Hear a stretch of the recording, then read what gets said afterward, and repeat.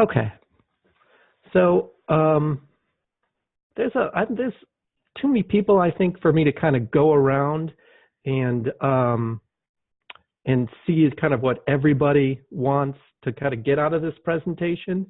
And so if you guys could just chat, if someone could just throw in a couple of quick things of what they're looking for in this presentation, because I've got a lot of material here for 2.5 hours. And so I want to make sure that I kind of get through the stuff you guys are interested in, because data science can go in a lot of different directions. I could put a lot more emphasis on teams, a lot more emphasis on sort of processes, a lot more emphasis on the life cycle.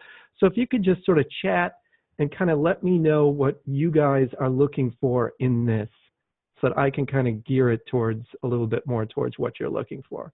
So just let me know kind of in the chat message. Let's see. For some reason it's not chatting. Might have to exit out. Oh man, this is all here. Okay. Let's see. Measuring success, good. How to organize data science team roles and responsibilities, a life cycle and tools. Selling data science internal stakeholders, good, good, good. Totally new, looking for some foundational info, great. PM aspect of this, terrific. Basic concepts and major achievements, got it, got it. What big data helps me as a PM deliver projects? Okay, good, good, good. Tess, can you read this? Yes, well, thank you. Applications, got it. Roles, teams, composition, skills required. Ensure the data integrity from the insights from your team. Further directions, please focus specifically on data science and generic teams or other aspects. Looks good to me, great. Super new, wants foundation. Okay, okay, data engineering. So we're a little bit closer to data science life cycle, good foundation. When to not get distracted by data, yeah, okay. And then I'll go a little bit, there's some big data stuff here too, so I'll go into some of the big data stuff. Okay, machine learning AI. I don't know that we're going to be able to do much machine learning AI. That's a data science teams typically will work with machine learning, but that's a little outside the scope, but that's good stuff. Tools and best practices.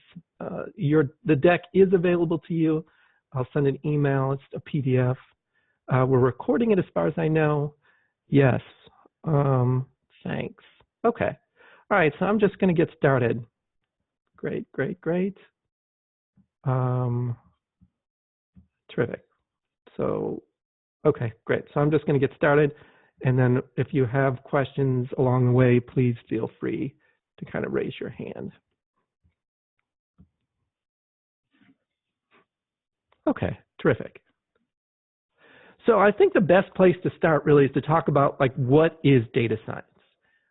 And if you look at a lot of the people who first started talking about data science is kind of got these two ways of approaching it. There's kind of like the buzz side of data science, and then there's the actual kind of term that came up really in the it came up in 1990 from statisticians who were talking about how you have to look at statistics in a way that is where you can adapt to the data, essentially.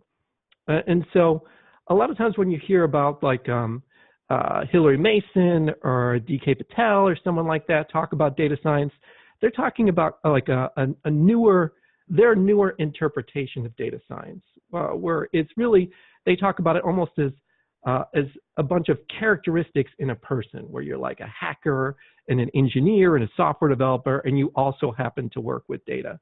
But that's actually a pretty tricky definition to work with, because if you're defining data science as basically what a data scientist does, then you almost kind of end up in this paradox, and it's really difficult to understand what data science is. I mean, if you're just like, well, this is data science because I'm a data scientist and whatever I do is data science, then it gets pretty difficult to sort of figure out how people can become data scientists and how you can, as an organization, use data science with your teams. And so in a lot of ways, it makes, I think, more sense to go back to the original definition that came out of statistics, where you talk about data science as the science of looking at data. And so kind of what I mean by that is we're talking about a way to approach your data using a scientific method. So data science is a set of practices that help you use the scientific method to gain insights from your data. And so how many people, and you could just raise your hand, how many people are sort of familiar with the scientific method? Okay, great. Oh, wow. Okay, terrific. Great. Oh, okay, terrific. All right, that's pretty much everybody. So, terrific. Yeah, so the scientific method, for the few people who didn't raise their hand, is really kind of using, you can use sort of an empirical approach, come up with a hypothesis about your data, and then look at the data and try to get some results. And so you might start exploring your data in a way that leads to greater insights. And so a lot of organizations are structured really to do, to sort of to manufacture products. And that's where you'll see like the product life cycle that we'll go into later. But some organizations, like in pharmaceuticals, when they're exploring, trying to discover a new drug or something like that, they're a lot more empirical. They'll run small experiments, and then they'll look at the results of those experiments and then react to them. And so data science is really about using that approach with your data. So running lots of small data experiments, seeing what comes back from those experiments, and then reacting to them. And as you can imagine, if you're working for a large organization, that's a really big shift from how most organizations operate. Most organizations don't like running small experiments. They like planning out things a quarter in advance. They like having budgets. They like having set schedules. And so they aren't really structured well to adapt to different changes. And so some of the tools that you'll see kind of with data science are big data tools. We'll talk a little bit about big data. Machine learning tools. Someone mentioned something about machine learning. Artificial neural networks. Deep learning, which is a type of artificial neural networks. And so these are all tools that a data scientist will use to try and run these small experiments and gain insights from their data. And so each one, but you should think of these as independently. You should think of like data science as the different techniques, the scientific method to look through your data. And then you should think of these other things like big data, machine learning, artificial neural networks, deep learning as tools that the data scientist uses to try and gain insights, to run these small experiments. So even though you might have a big data set, you might have a massive set of unstructured data, your data science team might take that massive data set and run a series of small experiments to kind of see what they can get from them. And I've worked with organizations that have had sort of these massive data sets, and they try to give different teams access to the data set so they can run these small experiments, learn something new about their customer. Like I work for an organization here in Atlanta that sells cars through an online website. And they would create a small experiment to say, okay, if we shifted our advertisements a little bit over to the right and then looked at the data, what would happen? You know, would people buy more cars? Would they buy more different color cars and things like that? And so they were always running these little experiments to try and refine their algorithms so they could kind of maximize the amount of cars that they sell or maximize the kind of revenue that they were getting from advertising. And so you can't really do this in a well-planned out way, because if they would learn something new, then they would follow up with a series of smaller experiments, and then they would kind of build up what they know over time. And the fact that these sort of big data tools and machine learning tools are getting less expensive, and you can use things like Python, which is sort of open and widely available, it makes it even easier for these teams to kind of use these tools to gain insights from their data. Oh. I don't know why it's not doing that. There we go. But one of the key things I want people to take away from this is that data science, and this is different from project management. If there's a lot of project managers out there, data science products aren't planned out. the way a typical product is planned out, project is planned out. And that's because projects come from manufacturing. So if you wanted to build a boat or manufacture a car, you can plan out the work, you can design it, you can develop it, you can test it, and then you can deploy it. And that's really easy to do in manufacturing. It's not easy to do, but it's easier to do. But data science products are discovered. They're not planned out. And so you might learn something new about your customer that you hadn't anticipated. And then you need to adapt to that and try to pick up something and try to run a bunch of series of small experiments, which is different. So let me see, someone raised their hand here. Oh, I missed it. Okay, let's see. Hang on. There we go. Okay. Oh, okay. Just do no. There we go.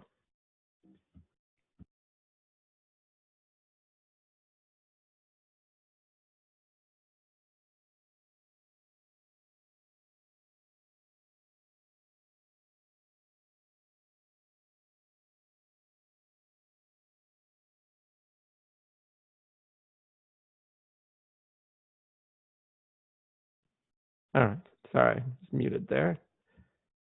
Little technical issues here. There we go. All right. Okay, I've lost control of my PowerPoint presentation. Oh man, hang on.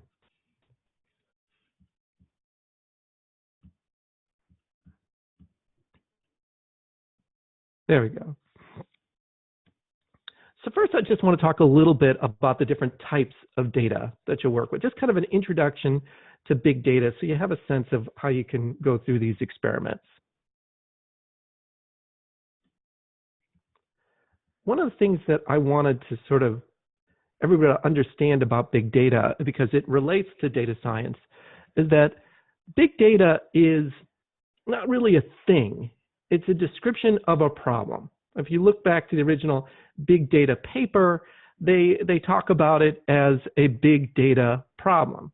So a lot of times people have interpreted it as being a big data problem, but it's really sort of a big data problem. I know that that sounds like a weird distinction, but you shouldn't think of big data as big data, because what's big data today might not be difficult to analyze in the future. And so, you can't really think about big data as like, okay, 5 exabytes, I mean, or anything over a petabyte is big data. A big data problem is a data set that's really too large and too unstructured for you to use traditional tools. So it's like an elephant that you can only take bites out of instead of like, trying to sort of tackle the whole thing. But at the same time, big data allows you to kind of look through these massive data sets in a novel and interesting way. And so you can sort of get around sampling and other things like that that you would have to use with sort of traditional relational databases. So, but you should think about big data, because big data relates to data science, because a lot of data science teams work with big data. And so, but you should think about big data as any sort of data that's just so large that you have to deal with it using kind of non-traditional tools, that you can't sort of just use, an Excel spreadsheet, or you can't just kind of use typical relational databases like SQL Server or something like that. But it typically contains a lot of unstructured data. So it won't just be like neat little rows with everybody's first name and last name and phone number. Instead, it'll be like video and audio and stuff that you scrape from the web. And it's all thrown into this massive sort of NoSQL repository, sort of this cluster. And then you kind of have to make sense of it, which is a lot different from how databases started out. I mean, databases typically, if you go back to IBM and their original relational database model, it was all very structured, and you had sort of these joins tables and things like that. And big data is not like that. It's just sort of like a big mess of data that you have to kind of get some use out of. But data science teams typically use big data in a way to sort of get interesting insights, because there's just so much stuff in there. But it poses a lot of interesting challenges. I mean, if you're working to try to gain insights from your customer, you can pull web data, you might have access to video, you might have access to audio from the customer service lines. So you could have like access to a whole bunch of different types of data to try and gain insight from about what your customers is looking for. And so that's something that your data science teams will struggle with. And so, and I worked with a company here in Atlanta, which is a large retailer, one of the largest retailers in the country that works with selling home goods. And they were trying to sort of bridge together the data that they get from their customer service calls, which is audio data, and the information they were getting from their website, which was log data or something like that, tags and things. And they were trying to put that together to see if they could understand whether their customer was having sort of a satisfactory experience when they were contacting the company. And so that's kind of a typical big data problem that you work with. So, and big data is it's kind of similar to data science, where it's very difficult to define, because again, what's big data today might not be big data tomorrow. So you should just think of it as a problem with data that's unstructured and sort of thrown together instead of like the neat little rows that you get from an Excel spreadsheet. It's just sort of like a big mess. One thing that you'll hear a lot with big data is that the definition sort of the volume, variety, velocity, and veracity. You're getting a lot of it fast, and it's useful. And so and you'll get it from a lot of different places. You'll get streams from online tagging systems. You might get audio data and things like that. But data science teams should really think of it as almost like a big repository. And some organizations actually refer to big data as data lakes and things like that, because it's just a big, it's just a bunch of data. And a lot of it is very, like I said, is very subjective. What's big data today might not be big data. Some organizations will not have a difficult time dealing with a massive volume of data, and they'll have the data scientists there to do it, while other companies will have an easier time. Some of the companies like Google and Facebook, they'll deal with big data in a way that's very sophisticated, which might be difficult for a company that isn't used to working with these massive data sets. So again, big data is a tricky thing. It's just unstructured and it's subjective, but a lot of your data scientists will use these data lakes, these repositories of data, as a way to pull out interesting stuff and gain insights. So, and if you worked in McKinsey has an interesting thing that the big data is, it's more data than most organizations can process, so it's sort of a problem. And this was, and one of it's big data is, again, it's subjective. It's one of my favorite quotes from DevOps Borat, that big data is anything that can kind of crash Excel, anything that your organization isn't used to working with.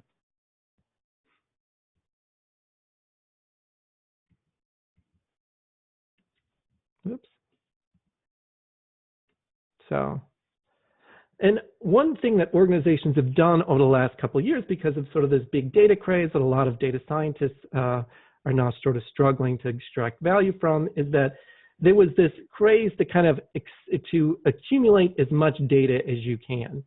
And so now a lot of data science teams are struggling with these NoSQL clusters or relational database tables and things like that, and they're trying to kind of bridge together all of these different things that have been gathered over the last 5 or 10 years, where organizations have been focusing mostly on accumulating data, not necessarily analyzing it or extracting value from it. And so a lot of data science teams kind of struggle to try and get value from it. So let me go through this here. And one of the things that's coming up, someone mentioned artificial intelligence and machine learning, is a lot of big data is now accumulated by machines. And so a lot of data science teams will be working with data sets where if you have with the new Internet of Things, you have a bunch of devices out there that are pumping data into these massive data lakes, this creating a big data problem. And data scientists have to kind of figure out how to extract value from it then. So if you're getting streams of devices streams of data from devices, then how can you find something interesting, find out something interesting? So you see that now people are wearing smartwatches and they have smartphones, and they can get a stream of steady data about someone's heart rate or their blood pressure or something. You're getting EKG data now with the latest phones and our latest smartwatches. And so now it's up to the data scientists to get all of this data about EKGs, location, and try to figure out if there's anything valuable in it. And they do it by asking interesting questions. You know, is there a connection between someone's EKG ratings and whether or not they're located in a place that's colder or warmer? You know, they can ask interesting questions and then try to go through all this big data to try to find something interesting, try to gain some insight.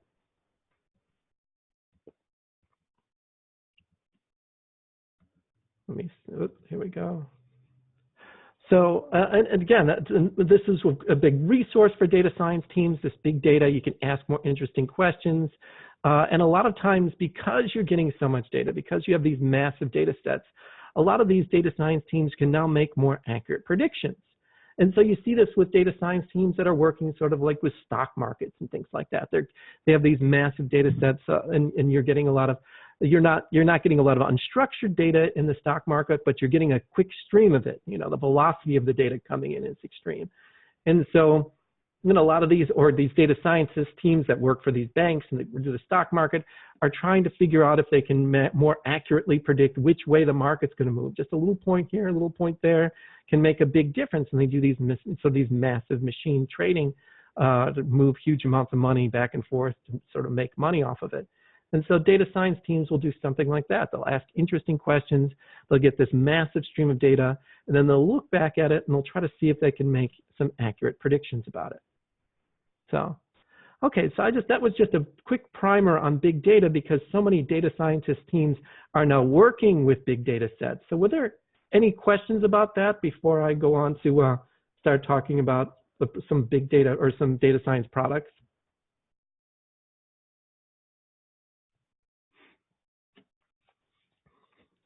Terrific. Okay, let me see.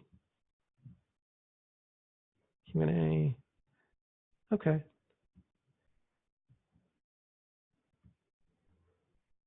All right.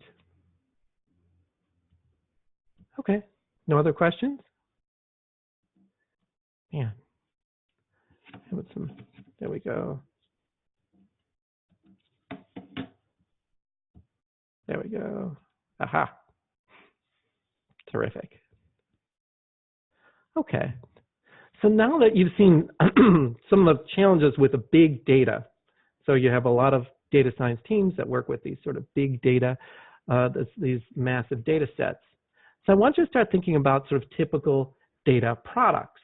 So what are some of the products that you have that are coming out now that take advantage of these data sets?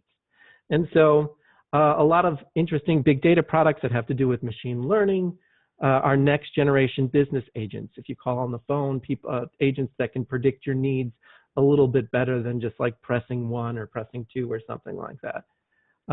It's something that you see particularly in manufacturing is object and pattern detection, where you're getting these massive data sets where data science teams will look through huge amounts of video about shop floor or bus stations or whatever, and try to get better at matching up objects. So here you see, you can see in this slide here that it's trying to sort of match an object, which is a person, and match another object with a cup of coffee. And then you might have, an AI agent or something like that warn Dan that he shouldn't have the cup of coffee, send him out a quick text, he shouldn't have a cup of coffee so close to that, that very expensive looking equipment. And so that's another sort of data science, big data product. Sometimes if you like Siri and Cortana or something like that, these AI assistants are big data, artificial intelligence, sort of data science products. So you'll have a data science team that's using machine learning as a tool to try to gain insights about individuals. And so you have this team of data scientists. They might run lots of small experiments to try and sort of understand your needs a little bit better. And so they have looked through massive amounts of data and then see, like do a quick experiment and see what happens. And so I don't know if you remember, like a year or so ago, Facebook got into a little trouble because their data science team ran a small experiment to see if they could try to change people's mood by changing the colors of some posts or moving some posts around, and then look to see if it made them happier or sadder. And so those data science teams were running this small experiment to see if they could sort of manipulate the mood of people who are using Facebook. And then a lot of the Facebook users found out about it and were upset about it, but that happens in pretty much all of these products, is that they sort of manipulate you or run small experiments and then see what happens. Okay, hang on for 1 second. Sorry, I didn't want to do that in the microphone. So that happens a lot.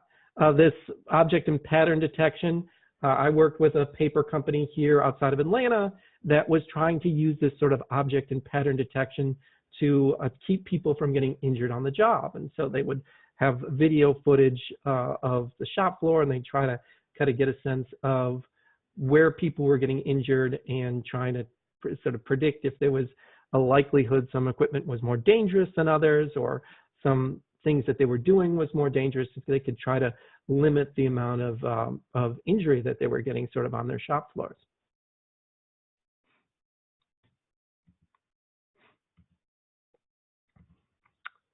So as you can see, kind of like from the way that these products are, it would be very difficult to deliver them kind of as projects.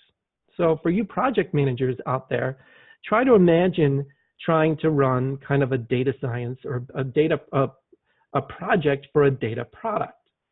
And I mean, what would the scope be? I mean, try to think about how could you come up with the scope of a data product? Because you don't really know what's going to be the value in the product until you've run some small experiments. So you can't really kind of come up with a scope. And what's the, what kind of quality would your quality be based on accuracy, or would it be based on whether or not it was delivered on, how it's very difficult to come up with some metric where you figure out the quality. I mean, if your data science team is trying to, if you work for a cell phone company and your data science team is trying to figure out why some of your phone customers are going to some of your competitors, and they're running lots of small experiments, they're changing people's rates or something like that, or they're seeing if there's a connection between engagement online and whether or not they jump to a different cell phone carrier, then you couldn't really come up with a scope because you don't know what the result is. That's why you're running all these small experiments.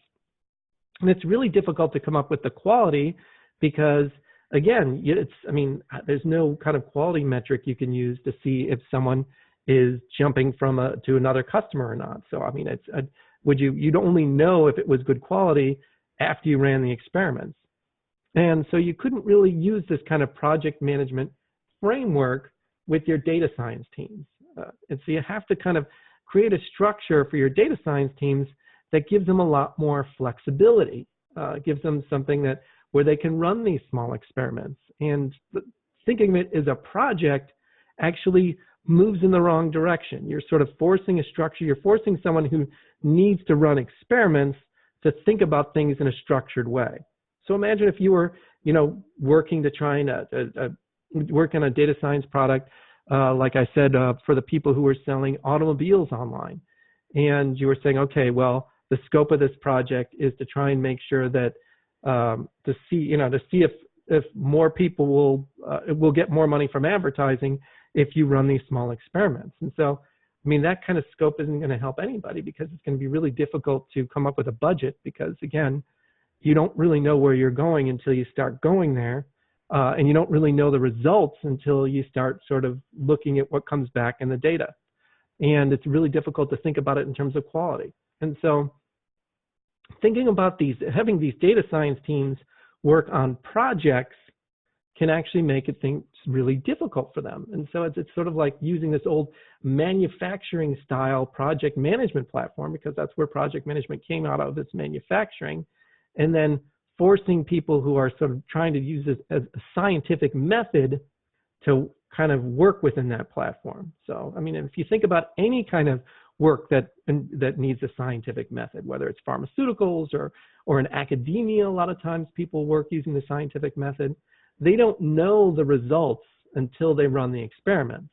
And so it's very difficult to plan out exactly what's going to happen if you haven't run any of your experiments yet. So planning and experimenting are kind of antithetical. And so it's very difficult to use a traditional project management platform, project management approach. And if you think about the difference between, sorry, hang on. There we go. And if you think about it, even in terms of software, you know, sometimes in software you can use a traditional approach. And since data science teams come out of IT, a lot of people will use kind of a software project management approach towards delivering data science products. But even that doesn't work terribly well. You know, I mean, it's very difficult to set the specifications up front. It's very difficult to kind of focus on delivering on time and within a budget because, again, you're running these small experiments. You don't know. And a software product typically delivers a product or a service, where a data product won't. And so a data product is just, I mean, if you think about it, a data product is just sort of an insight that you'll get from your data.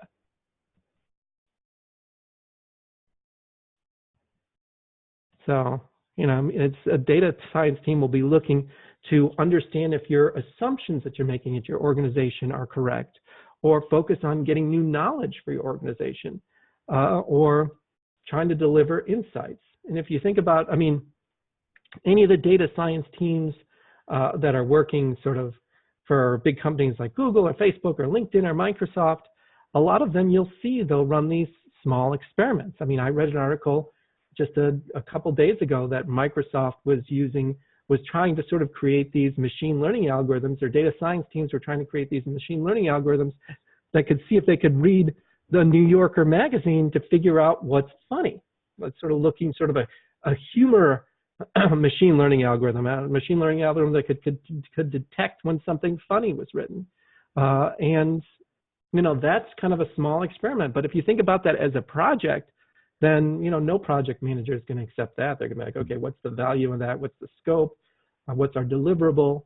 And again, a lot of these large organizations are spending a huge amount of money sort of doing these experiments to try and understand customer better, trying to understand the tools better. And they don't fit well into sort of this project management framework. So, and again, if you look at a typical project management life cycle, you're planning things out, you're analyzing it, you're designing it, you're testing it, and you're deploying it. And this comes from manufacturing. So you plan things out, you map objectives to the analyzing, and then you design, sort of describe your features, and then you're creating a product, testing it, and then deploying it. And so this project management framework works great, you know, for these things where you can plan things out and you know your requirements. I mean, if you're building a car or something like that, then the project management life cycle works great. You know it's going to be a car, you know it, you can plan it out, you can design it, and then you can deploy it. But when you're working with data and you're trying to get insights and trying to understand something new, then this life cycle just gets in the way. Oops. This is all messed up. There you go. So I'm just going to skip that last slide. So if you think about like a typical project, you know, a typical project might be to develop a customer self-help portal. But a typical data product might be to better understand a customer's behavior, like I was talking about with the large retailer, trying to understand their behavior. Typical project might be to create new software based on customer feedback. And then you know, typical data product might be to create a model that sort of figures out if you're going to get, if your customer is going to go somewhere else. Typical project, develop an online course for coaches. A typical data product might be sort of to create an algorithm which can help your website identify fake news or something like that. Convert legacy code, that's a typical project. Or typical data product is to stop a new security threat. And so if you've used a credit card and you get a call from customer service or something like that, that they think that they had a fraud alert on your credit card, that's a data science team. And what they're doing is that they're refining, they're running small experiments, and they're seeing when it's more likely that someone's had their card stolen, it's used fraudulently. And a lot of firewalls and things like that use data science teams to try and see if they can predict. You can never really predict how different hackers are going to try and get into your system because they use different techniques and it evolves over time. And by the time you figure out that this technique is widely known, it's usually too late. And so you have to sort of create algorithms, these machine learning algorithms that sort of understand and can anticipate security threats. And so, and you'll see like these data science teams, again, they're trying to sort of create these models. One thing that came up in the last election is Facebook was trying to create this model to identify fake news. And so there's never kind of a time when you'll be done. Your data science teams are always kind of refining. And the same thing with your credit card fraud. They're always trying to get better and better, or identifying security threats. And so there's not really a project here where you're saying, okay, here's the software you need, and so you're never going to have security threat problems again. Maybe every quarter we'll deliver a patch. Instead, we're talking about a data science team that is constantly running experiments and trying to see if they can get better at detecting fraud, get better at detecting attacks. And so data products are much different from your typical projects. So you have to think about them differently. So a lot of times some organizations started doing this that I work with, and then the organizations that aren't doing it, I encourage them to sort of embrace more of a learning data science lifecycle. Now, in a data science lifecycle, what you typically do is you're finding roles, you're finding the people. Instead of planning out, you're thinking about things, you're sort of finding the roles that are going to be involved in what you're trying to learn about, because you have to start somewhere. So if we were going to use a learning life cycle to try and create for your data science team to try and better understand if you were going to be dealing with sort of how you could refine your efforts to deal with credit card fraud, then you'd identified some of the roles. There would be the person who's trying to steal your card, and then there would be the merchant who is trying to accept your card, and then there would be you who's trying to use the card.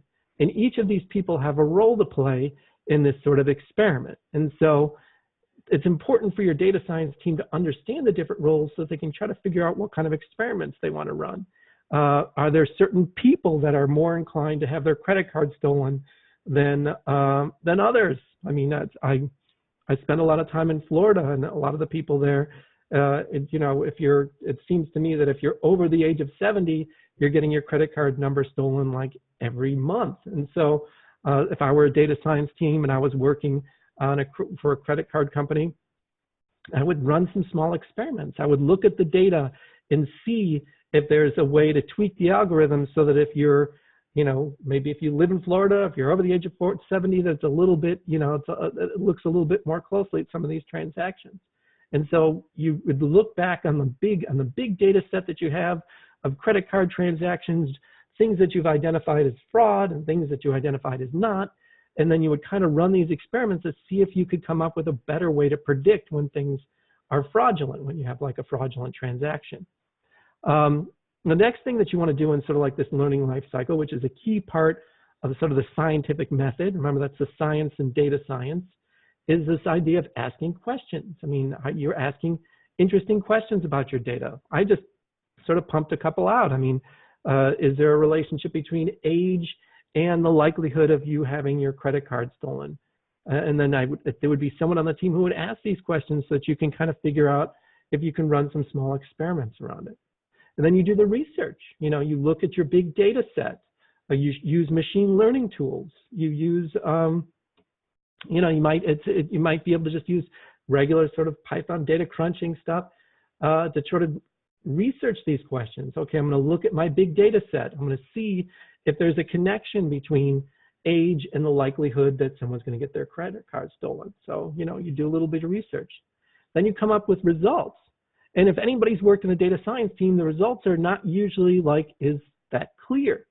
Is there a clear connection? Is it, does the regression sort of like a trend line that matches, or is it just sort of a kind of a close connection? And how can we tell a story about this connection. You know, what does this mean? Does it mean that it's more likely that someone, as they get older, do they reach a certain age and then it's more likely that they get their credit card stolen? So you have to kind of go through the results. And then from those, you get insights, you draw conclusions. Just like, okay, so here's what we learned. And a lot of times when you're working in a data science team and you're running experiments, those insights are not, you know, I mean, sometimes you get them, sometimes you don't. Sometimes they're small. A lot of times you'll get a little insight, and then that will just lead to more questions. And then you go through the cycle again, sort of question, research, results. And then if you gather up enough of these insights, then your organization starts to learn something new.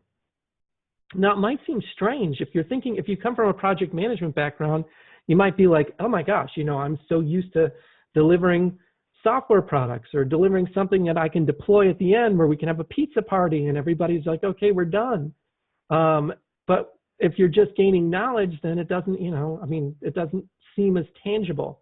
But if you think about some of the really big companies that have been successful, you know, Facebook and Google and Microsoft, I mean, that's their product, is knowledge about people. And so, I mean, what is Google? I mean, it's just they're selling knowledge about their customer. You know, they want to advertise. They want to advertise something to me. They don't want to advertise something to everybody. You know, I might be in the market for a new blender, but not everybody's in the market for a new blender. So, for people who manufacture blenders to know that is valuable. That's valuable knowledge that Google has, and they sell it, and they're very valuable.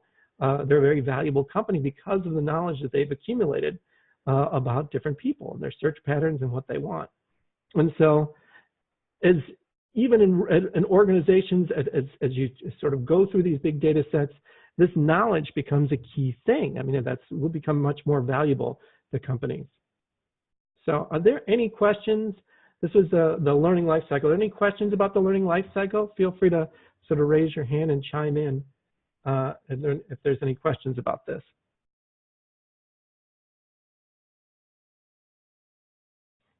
Let me see. No. Okay, hang on. Full screen.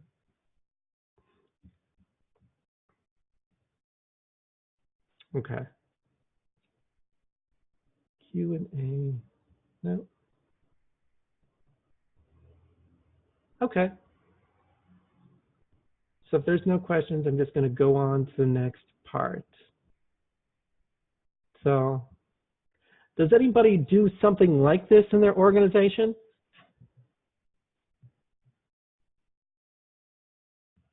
Bring up the chat. Oh, 7 attending. Okay. I see there's a couple people raising their hands. Is this a question, Bob? Okay. SS. Let's see. Where'd you go?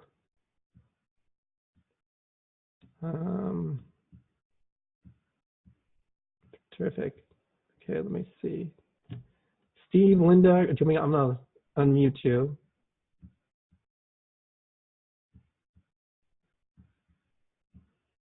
Let me see here. Attendees. Where'd those hands go?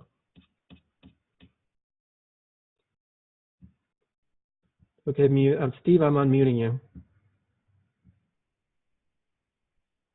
Why did that? Okay, for whatever reason, that button's not working. So, I think you'll have to chat. My unmute button's not working. Okay. So, well, if there's any questions, just put it in the chat screen. Okay, I'm going to lower your hand then.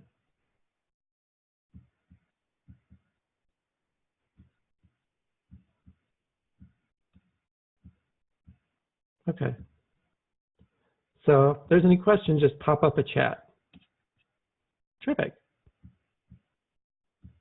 Okay, go back to playing.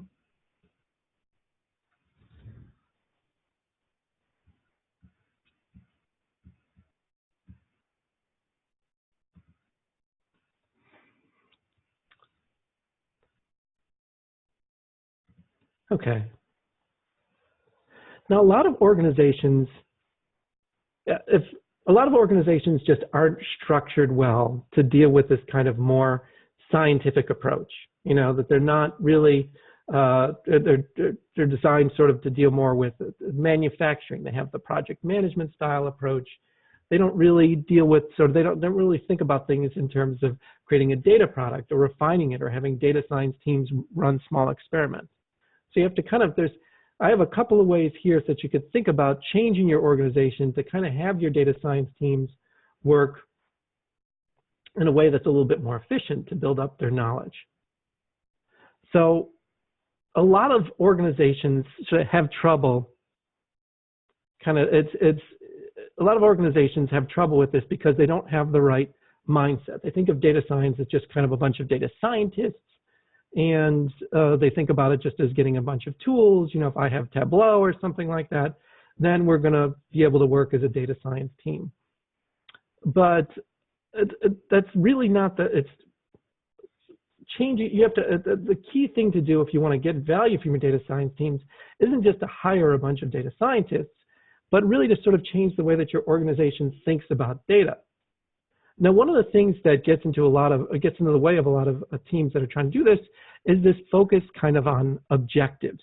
This idea of kind of just having this operational focus at organizations, just getting leaner and trying to lower costs, trying to improve your organizational efficiency by focusing on objectives. And if you go back, I mean, Drucker, which is, you know, one of the people who's most quoted, the people managers love him, is the enterprise must have simple, clear, and unifying objectives.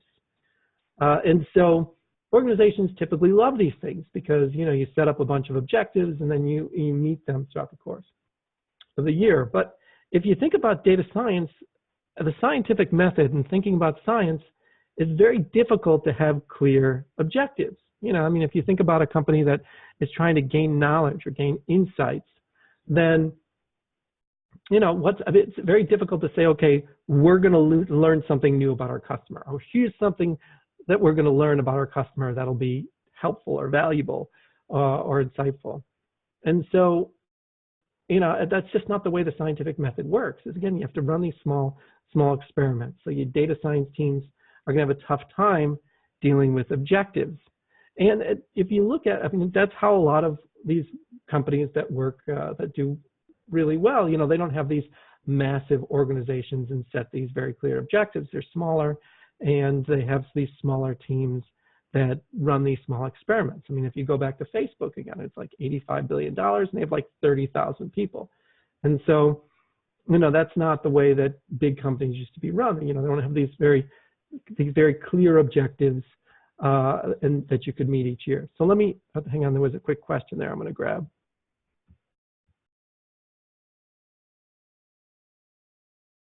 Ooh, Amit, I'm going to grab that. So what's the importance of relevant use cases when you're dealing with large amounts of data? Ooh, that's good. That's a good question.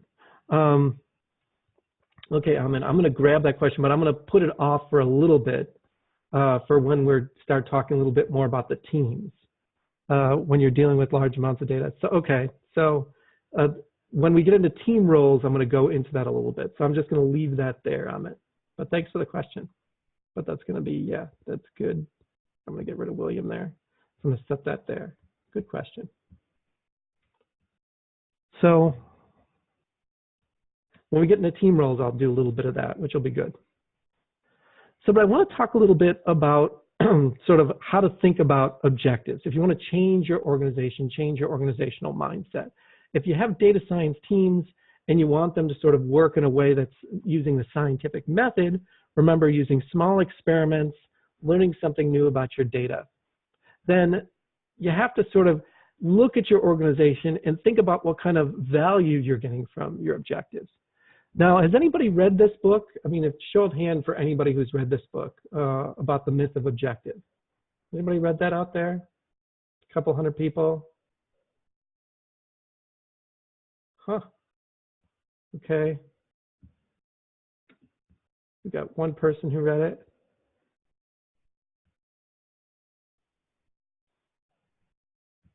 Oh, James, that's a good question too. Okay. Okay, great. James, I'm going to put that in the question. That's a good question. Okay. It kind of cut off there a little bit. But if, oh crap. Sorry.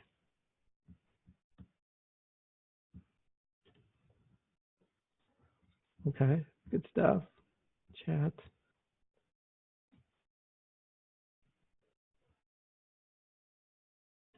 Yes, that's a good question. Yes, the loss of boundaries. Yes, you're exactly right, James. Man, I have to go back. There we go. Yes, organizations have a really tough time with this because objectives give you boundaries. But Ken Stanley, who's a very good AI researcher in Florida, he came out with this book about the myth of objectives and how these objectives aren't giving us as much value as we think that they do. And so, because objectives, that's why organizations love objectives, is because they create this sort of package, these little boundaries, these little deliverables that you can sort of work with your product. And so, and again, if you're building a car, you can have very clear objectives, you know, and we're going to have our car designed by March, and then we're going to have, we're going to start sort of testing it out, running some small, or having some version of the car kind of the next June or something like that. And you can come up with these objectives along your timeline. But that's the project management approach. But what a lot of data scientists feel, and Ken Stanley is this AI researcher, is that these objectives actually can get in your way and get in the way of coming up with interesting products. And if you look at some of the sort of the top companies that are kind of in this area, the data science teams and working well with AI, then you can kind of see how they're doing this. It's like if you look at like a company like Google, and if anybody's ever seen the experiments that they run, where they were doing the deep learning thing, where they had this deep learning machine that was working on old Atari 2600 games, which is, you know, a video game console that came out in the late 70s, early 80s. Now, that is an objective, doesn't make much sense. I mean, there's not much value, there's not much market demand for AI bots to play old video games. But what they were doing is they were running a small experiment to see if they could get this AI bot to learn how to sort of do different strategies on its own. Now that as a product will be very valuable at some point. And you see that they were able to use some of the insights they got from these Atari 2600 games to sort of flip them around and use to be better at natural language processing and things like that in the Google Home device. But there's not a straight line from these sort of products that these little experiments that they run and the products that inevitably result from them. And so, you know, I worked for an organization here in Atlanta that does credit card analytics, tries to figure out how to give you good promotions based on how you're using your credit card. And they were running a bunch of small experiments to try and see if they could get better at giving you promotions that you want. Like, you know, if you're going to the same restaurant each time, then they wanted to look to see if there was a competing restaurant and they could send you a promotion to try and get you to go to that other restaurant, which is like your restaurant that you like, by giving you like a $5 coupon or 10% off or something like that. And so their whole business is based on that. But what they found after running a bunch of small experiments was that they actually created an algorithm kind of by accident, by just creating these small experiments that was really good at predicting whether or not you're going to have trouble paying your credit card bill. And so there wasn't a straight line between what they were doing, these little experiments they were running, and this new product that they ended up creating around sort of whether or not you're going to pay your credit card bill. But by running these small experiments, they came up with that product. They discovered it instead of sort of planning it out. So remember that first slide, that data science teams discover products more than sort of plan them out and deliver them. And so these objectives, you can't really have objectives in a discovery. You know, I mean, it's when Darwin went to the Galapagos Islands, he didn't go with the objective of coming up with a theory of evolution. He just kind of was there, and he observed, he ran a bunch of small experiments, and he came up with it by reacting to what he saw, by running these small experiments. And that's what data scientists do with their massive data sets, is they discover new products by running small experiments, learning from them, and adapting. And so they created this entirely new product, which they hadn't envisioned, that they hadn't planned, which they had no objectives around, by just discovering it. And then it became a new thing. And it turns out that people are pretty good at doing these small experiments, sort of figuring things out. But you can't do that and have objectives. And so that's kind of like what Ken Stanley was arguing in this book. And now he did it in the context of creating AI bots.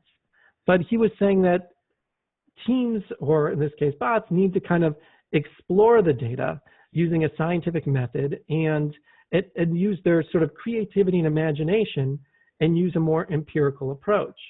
And so if for those of you who aren't familiar with the empirical approach, this is like when you react to something, you experiment with something and then react to it. Like if you're doing something like getting into a new shower for the first time, if you're staying in a hotel, then you don't just jump into the shower and turn everything on, because you could get frozen or you could get scalded.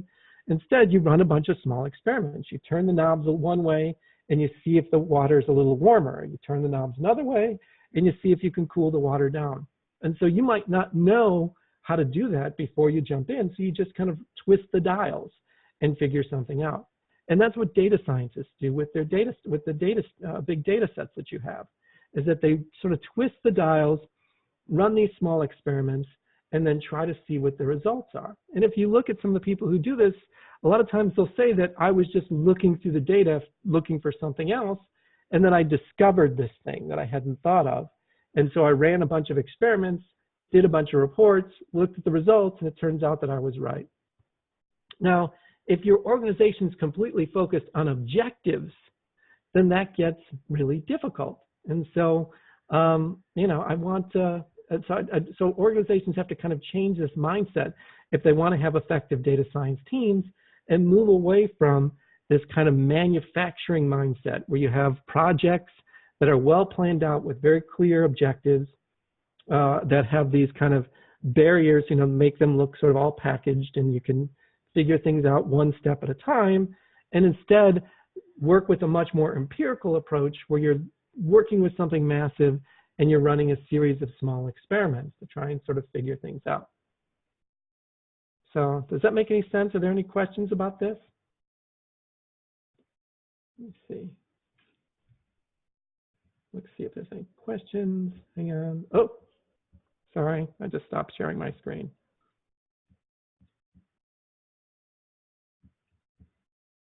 Hang on. There we go.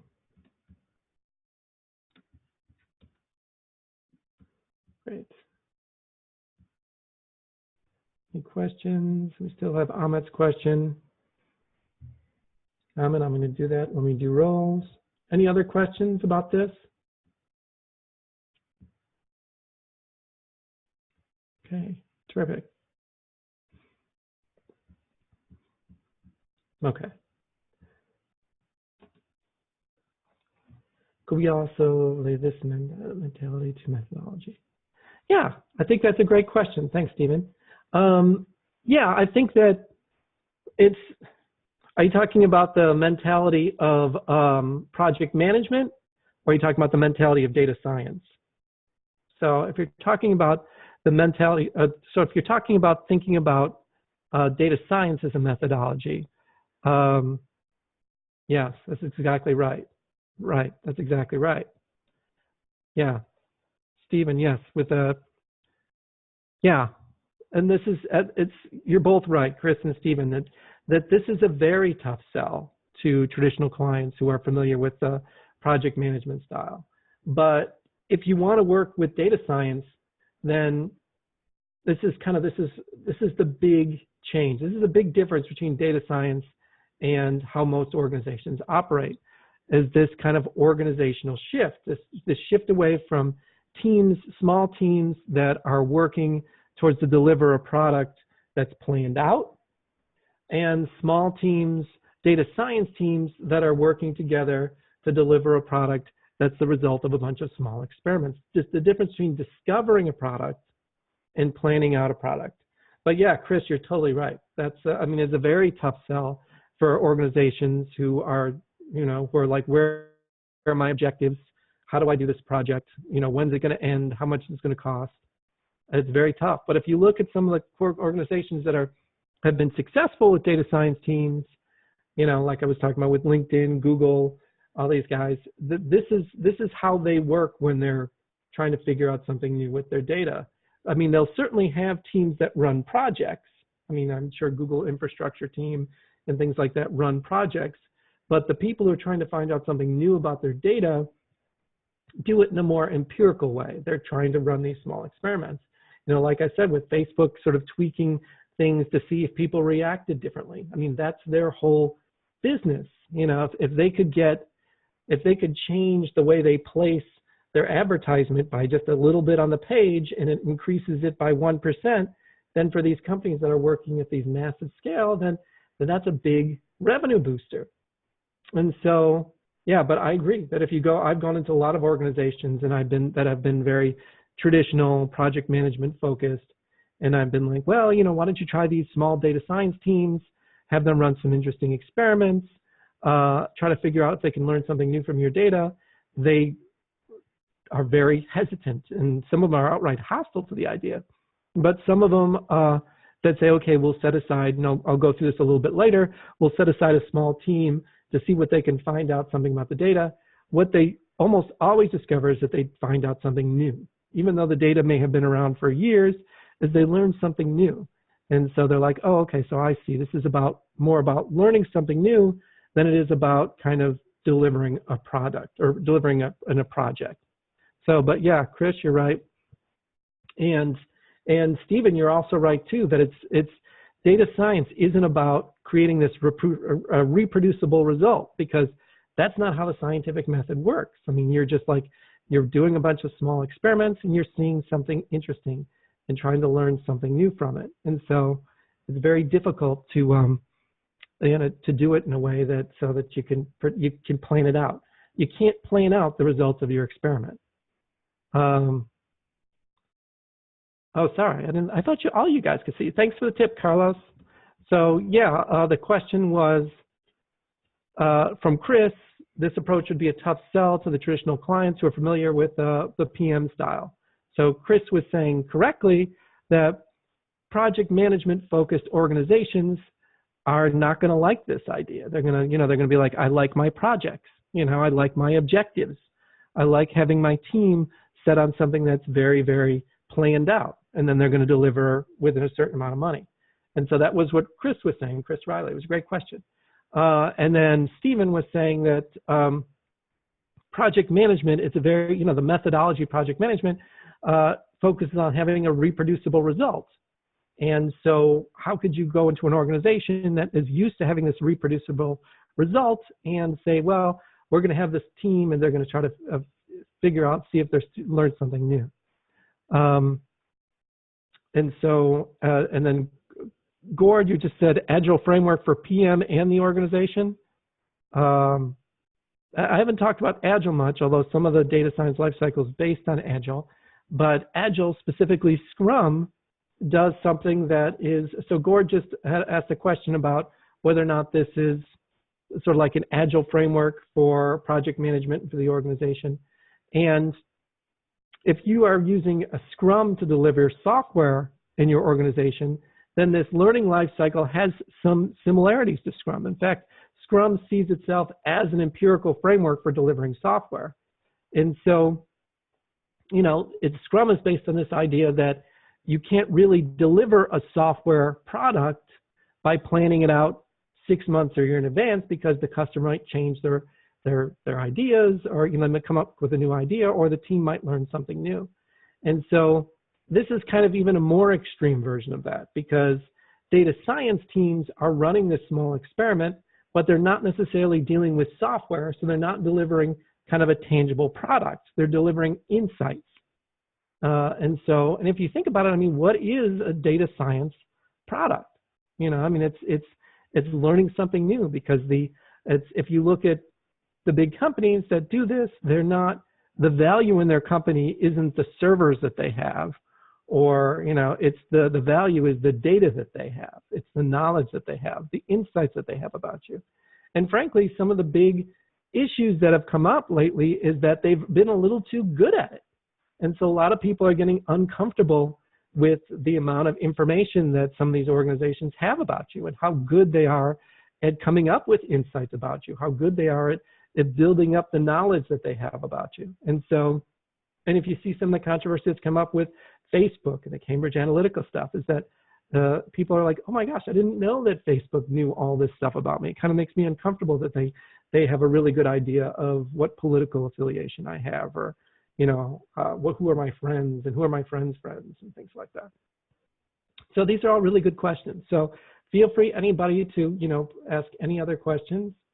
Otherwise, I'm just going to go on to the next slide. So hang on for 1 second. So hang on, I'm just going to grab a glass of water real quick. I'm going to drink. Okay, hang on for 1 second.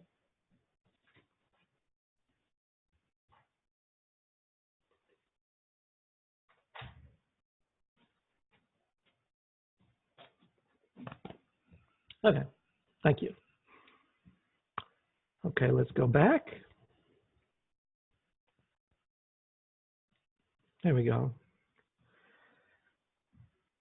So this is where the data science, the science in data science comes in. And again, it's how you have to think, how your teams, your organization has to think about things differently. Now, Ken Stanley uses this word, which I think is perfect for data science, is this idea of serendipity. Kind of looking at the data and finding out something that you weren't necessarily expecting. It's like I said about the credit card company that I worked with. It was serendipitous that they were looking through the credit card data and they figured out a new way to see if someone's going to have trouble paying their credit card bill. They didn't set that out as an objective. They just kind of discovered it serendipitously. And so data science teams have to focus on looking at big data sets or any data sets and be able to explore it. For the word Ken Stanley used is interestingness.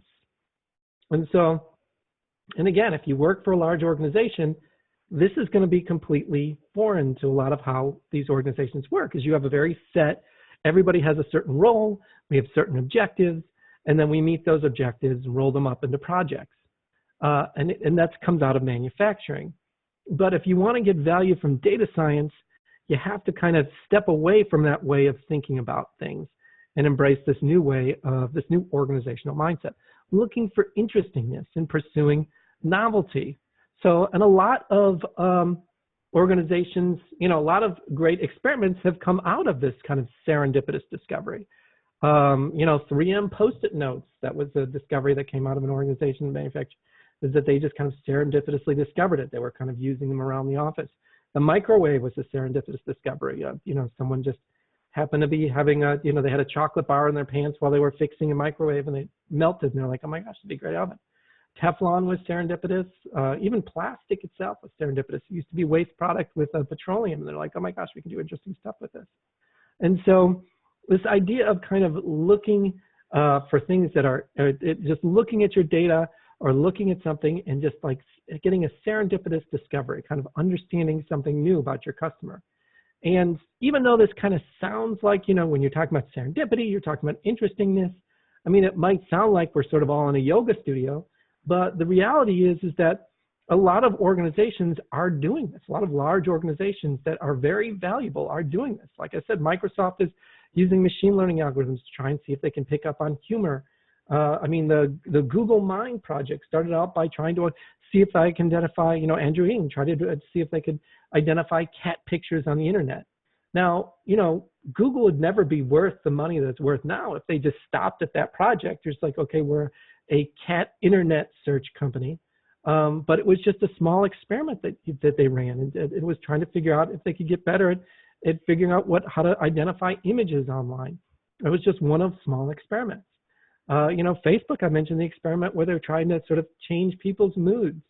And for Facebook, that would be an incredibly valuable insight. I mean, if they could figure out a way to change a color scheme or something like that, so someone's a little bit happier, and then they're, 2% more likely to buy a product if they're happier, or or they're 5% more likely to engage in on Facebook a little bit more, then for them, that's real money. I mean, that's what their product is.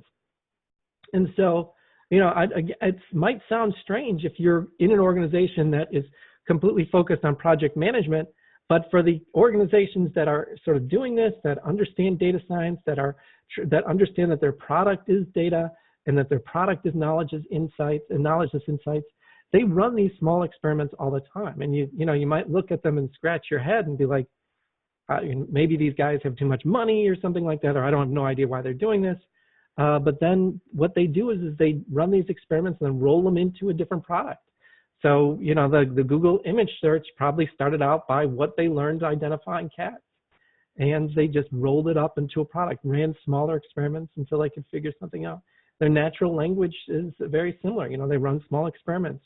If anybody ever uses Google Voice, I mean, they started out with this huge cache of voicemail from different people.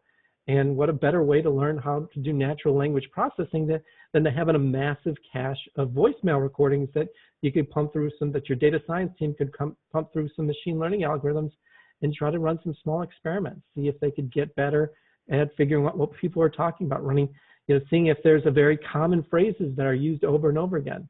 And that's the type of thing that data science teams do. You know, it's the science they're discovering. It's a scientific method. And so that's a key part of what they do. Now, practically speaking, if you want your organization to sort of embrace this, have these data science teams, embrace this approach, you have to make sort of a couple of key organizational changes.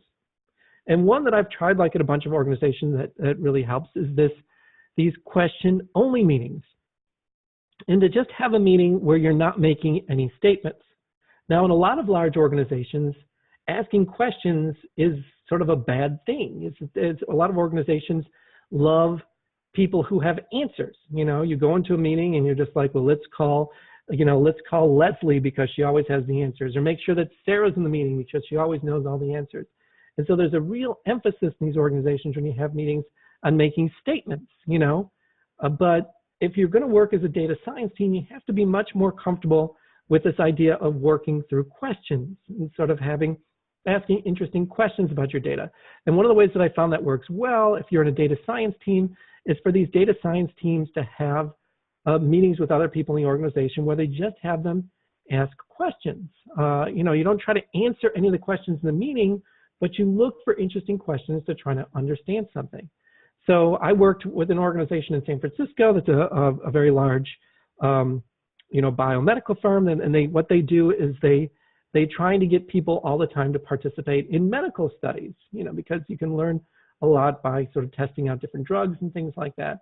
And so what they found when they looked through their big data set, their data science teams found that they were sort of having a lot of trouble kind of recruiting of men of a certain age. And so they were asking questions, okay, why are men not participating in our studies? It's because in order for these medical studies to be accurate, you have to have a good diversity, good group of people. You can't just have all 18-year-old college students or something like that. You have to have a big mix of people. And so they got together and they had one of these question meetings, and they were looking through the data and they were trying to figure things out. And then just kind of serendipitously, someone said, well, I know that people in those demographics are sometimes scared of needles. Sometimes people don't participate in medical studies because they're scared that they're going to get a shot or they're going to get their blood drawn or something like that. And so maybe that demographic is more likely to be scared of needles. And so the next time their data scientists went through and they crunched the data and they looked to see if there was a representation, if this group that they were trying to get more men represented, if men were more likely to participate in studies that didn't have needles, that weren't drawing blood or giving shots. And it turns out that they were. That was a really good sort of serendipitous discovery. And it just happened because someone who was in this question-only meeting all just knew someone who was afraid of needles and sort of just picked up on it. And these question-only meetings, and so that might seem like a trivial thing to pick up on, but just that insight alone was able to get a lot of their when they were doing these medical studies, to get them a lot more attended. And they actually started advertising sort of needle-free studies and things like that if they wanted things recruited, or they actually started asking questions about whether or not there was a way that you could get information about people that wasn't through a shot or drawing blood, if you could increase the participation even more. So these little experiments that they ran, it gave them a lot of insight and was able to sort of have them get their medical studies, get more people to attend their medical studies. And when that's a key part of your business, and you can get 2 or 3% more people to participate that wouldn't participate otherwise, that ends up being real money. And so you have to kind of get together, everybody, ask these interesting questions, and look for these sort of serendipitous discoveries. Look to see if you sort of find out something new. And you have to have an organization that kind of embraces that. Because if you're an organization that only focuses on certainty and objectives and doesn't like kind of like this experimenting, doesn't like asking interesting questions, then people are just going to get together in a meeting and they're not going to be able to sort of look through their data in a meaningful way. They're not going to be sort of like that cultural element that you need to kind of make sure that people feel comfortable asking questions. And so a lot of times in these organizations, I'll have them start out by saying, okay, just have some meetings that are just question-only meetings. So data science team can interact with other people in the organization and have them just ask questions. And don't try to answer them in the meeting, but just kind of gather them all up on Post-it notes so that you can go back to your data and then try to sort of run some interesting experiments off of those questions. So now, is there any questions about, that's a good segue. Are there any questions about that? Because that one sometimes really, people sometimes have trouble with these question-only meetings. So do you guys have any questions about that? Let's see. I see this. These are from before. Gordon, Stephen, Chris. Stephen, thank you again. I'm going to leave that up there. So are there any questions about the question-only meeting or just asking interesting questions at organizations?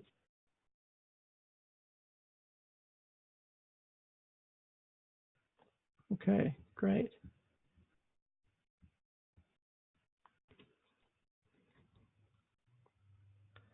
Yes, Catherine, can you talk a little bit about organizations that have data they don't know what to do with? That's a very good question. At what point in the life cycle would you recommend question-only meetings to have the most impact? Ooh, Matt, that's a good question too. And my client, as you said in the beginning, collects lots of data. That's terrific. So that's great. So, okay, I'm going to take those questions in order. First, I'm going to start with Matt. So if you go back to the life cycle, I typically recommend that this is in the, here, I'm just going to put this up. There we go. In the learning life cycle, as you can see, there's a whole kind of segment dedicated to asking questions. First, you identify the roles, and then you ask questions.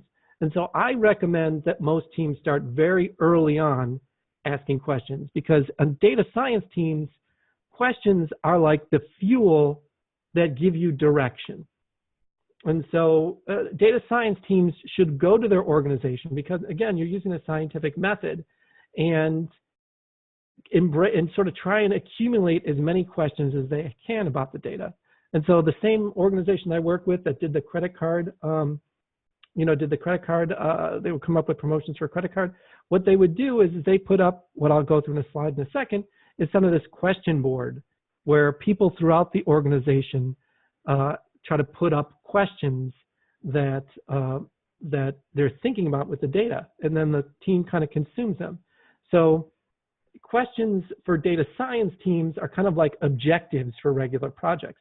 They're consumables. And so your data science team should go through the organization and try to get as many questions as they can, because those questions will give you knowledge. And the whole point of accumulating all this data in your data science team is to gain knowledge from it. And so that's the big difference between sort of a decade ago when everybody was just focused on getting as much data as they can, because now organizations have these massive data sets and they don't know what to do with them, which sort of segues exactly into Catherine's question. Is she said, my client, as you said at the beginning, collects lots of data, but hasn't done enough thinking about what to use and what to stop collection actually, and they're trying to slim down what they can collect now. But that's a great question. But most organizations don't try to slim down what they're collecting, because it's in big data, it's just so cheap to collect it all. And so a lot of times when organizations have these massive data sets, the reason they're trying to slim down the data is because they can't make any sense of it. is that they're just like, oh my God, there's this massive data set, and there's a lot of ours is a manual process. Yeah, I could believe it. And so a lot of it, you just collect these massive data sets, and even if you're doing it manually, which is great, they don't know what to do with it, and they're not sure what the value in it is. And so what you want to do is, instead of focusing on the data itself, because remember, the data is just like a raw material. What you want to focus on is the data science team extracting insights from it.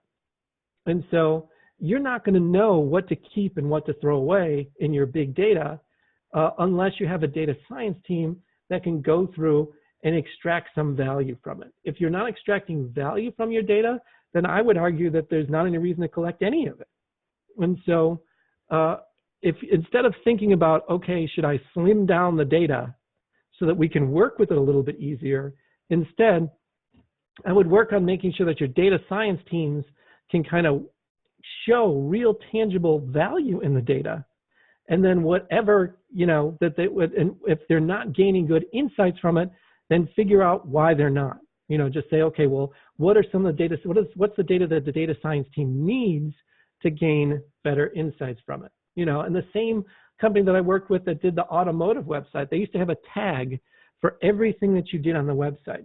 And so they accumulated massive amounts of data. Anytime you rolled over a car, it would get recorded in their data lake. And so they ended up trying to figure out, okay, how they had several thousand different kinds of tags. And so they were like, okay, so how do we figure out how to get value from all this data that we accumulated? Anytime you roll over, it's collected in a database. And so they needed a very sophisticated data science team to come through and ask some interesting questions and just be like, okay, what do we want to know? What are some of the things we want to know about our customer? What are some of the questions we want to ask about the customer? And just do we want to know if our customer is a first-time car buyer? Do we want to know where they're located geographically? Do we want to know if they're indecisive? Maybe they're going over lots of tags. And so once they figured that stuff out and they had their data science team go through the data, then they had a better idea of what kind of data, whether or not the data they were collecting was valuable. So it's kind of like, I think that, Catherine, I would just think about that the other way around. I wouldn't think about massaging the data to make it more digestible to your organization. Instead, I would have some data science teams attack it and see if what you're collecting already has any value or can come up with any interesting insights about it. And if your data science team can't come up with any insights about it, then I would sort of just say, okay, well, what kind of data can you collect that would answer some interesting, give you some interesting questions, we could get some interesting knowledge from it. So don't think about data science. The key thing about data science is to not think about the data in the data science, but to think about the science in the data science. The data is the raw material. Now you can get like huge chunks of it. You can buy it online. You can gather it with big data. You can gather it cheaply. What's important is the science. What do you extract from it? What's the insights that you get from it? Are your teams competent to extract insights from your data? That's the part that's interesting. And then if your data science teams are looking at your data and they're just like, well, this is just a big pile of dirt. It's nothing. We can't pull any diamonds out of this. There's no gold in this. It's just dirt. Then, let's go back and figure out some places that we can dig where you could get some value from it. Get some insights from it. So have the scientists look at the data and then tell the organization whether or not there's interesting stuff going on. There was another question here. How do you combat the natural inclination to answer questions during the question only meeting? Do you cut the person off? Do you ignore statements? Can you ask them? At what point the meeting? Okay, I should say that slower so you guys can hear it. Sorry. How do you combat the natural inclination to answer questions during the question only meeting? This is a question from Shane. Do you cut the person off? Do you ignore statements and continue to ask the people to not provide answers? At what point during the meeting do you acknowledge trends with statements? That's great. So that's a great question, Shane. The way to think about the question only meeting is people can make statements, but they're not going to have any way to, you're not going to know what those, they're not going to have any value in those statements until you go through the data. And so the questions that you're going to ask will be like, if you think about any large, massive data set, if I stick with what I was talking about with the automotive website. The question should be like, okay, are there different age groups that are more likely to shop on the website longer? I wouldn't say, okay, yeah, there, you don't want anyone in the meeting who are just like, yeah, I looked at the data and there is, this trend towards younger people surfing for longer or something. Then if what you want to do is you want to say, okay, in this meeting, we're going to come up with reports in the next meeting. So if that's true, you should say, okay, that's interesting. I'd like to take a look at your data. And then in the next time, we're going to come up with a report about it. Because typically, statements that we make in organizations aren't as backed up by the data as we think they are. And so some of the value in the question-only meeting is that you gather up the questions, and if you look at the learning life cycle, then you go through and grab reports and then say, okay, or create some reports and then say, okay, well, this is what the data shows. So Shane, if you were in that meeting and you said, yes, younger people are more likely to spend longer on the website looking for cars, because I've looked at the data, and then I'd be like, okay, Shane, that's great. When we go in our next meeting, I'm going to see what data you have, and then I'm going to create a report around it. So you don't just ignore statements, but the statements are not what's valuable in the meeting. It's the questions. And you're going to gather up the questions, and if someone has data about it, then you're just going to roll them up and say, okay, thank you, Shane. We're going to roll that up into the data, and then we're going to do a report in the next meeting. Because a lot of times in organizations, people think they know something, and they're wrong. And so a lot of times in an organization, even very trivial things, people sort of say, well, young people spend more time on our website. And when you actually look at the data, it's just not that. You can't really derive that conclusion from it. It's not that impressive, the connection. And it's a good idea when you gather up the questions, then in the next meeting, you do sort of discuss the results after looking at the data that the person put. Of course, no statements, and this is a question from Steve. Of course, no statements is simplistic. Often the statements that folks make will provide the context of the question. Why is it important? What is to be learned? Yes, I mean, you're not going to be able to have a meeting with simple questions, because you never be able to agree on where to have the meeting. And so, yeah, it's the important part of the no statements is that in the meeting, the value is not on the statements. And so a lot of times if you're in a typical organizational meeting, people will say, especially if you have executives or someone in the room, they'll be like, okay, I don't want questions in this meeting. I want statements. That doesn't mean that you won't have any questions. It's just that the executive or the manager just values statements. Tell me what we need to do to get this done. And so you should just flip that around with question-only meetings. You shouldn't say, we're not going to, you shouldn't sort of, anybody who says a statement gets kicked out, you shouldn't think of it that way, but you should think about it as the valuable thing in this meeting is to extract questions. You don't want statements. So you don't want people like what Shane was saying, and I want to say, hey, younger people are more likely to go on our website. You don't want that statement, you don't want to say, oh, well, thank goodness you know that because now we don't have to look it up. Instead, you say, okay, well, what I'm going to do is I'm going to gather up all these questions, and then the next meeting, we're going to see if we were right. So Steve, yeah, you're right that, no statements is a bit simplistic, but you should think about it really as the values in the question and not in the statements. So does that make sense? Okay, one more quick drink, hang on.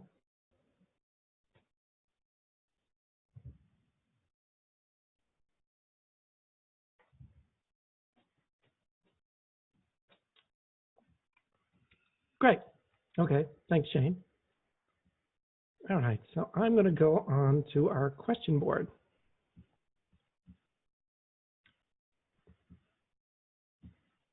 There we go. Oh, you guys are still up here. Move that. Now, one of the things that I've done in organizations, which is great, is, which they think is great, I'm sorry, a little self-promo, is this idea of creating a question board. And sometimes I'll actually have this in the question meeting. And it's a little inspired by sort of Scrum boards, if you guys follow Agile Scrum software development. But the idea behind it is that if you have a good question meeting, you're going to have a lot of sort of different questions that you need to organize. And so what you want to do is that if you're gathering up lots of questions, you want to put them on the board and then come up with some interesting results that you can discuss later. So you might have like you might want to organize your questions, and one organization I work with actually put this outside next to the water cooler in the organization so people could see the questions that the data science team was looking at, and they can also add some questions to it.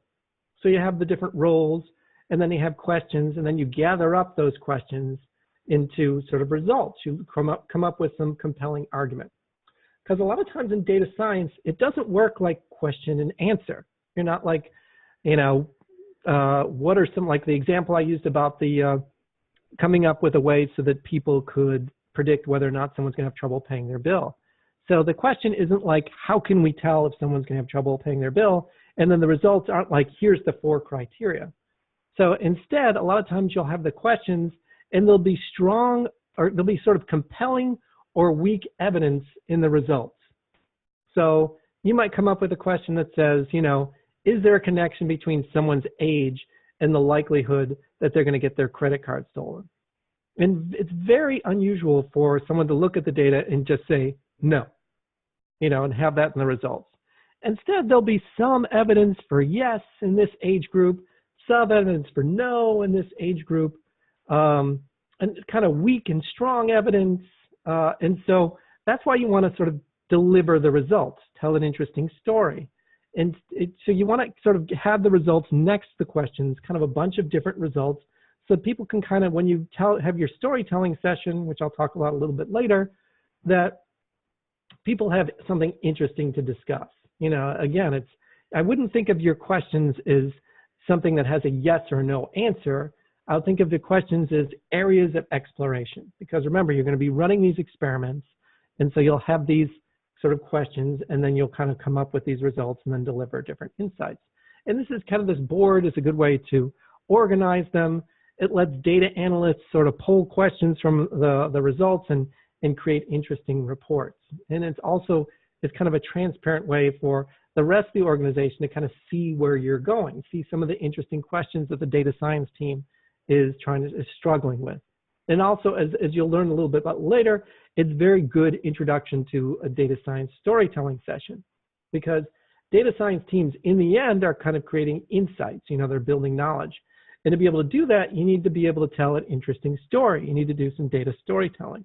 So we'll talk about that a little bit later. How do you take these results and tell an interesting story about the roles that your data scientist was looking at? So instead of like, if you're have an interesting question about whether or not people who are older are more likely to get their credit card stolen, you have your role, which is a customer above the age of 70. You have some questions. Are they more likely to get their credit card stolen? Why are they more likely to get their credit card stolen?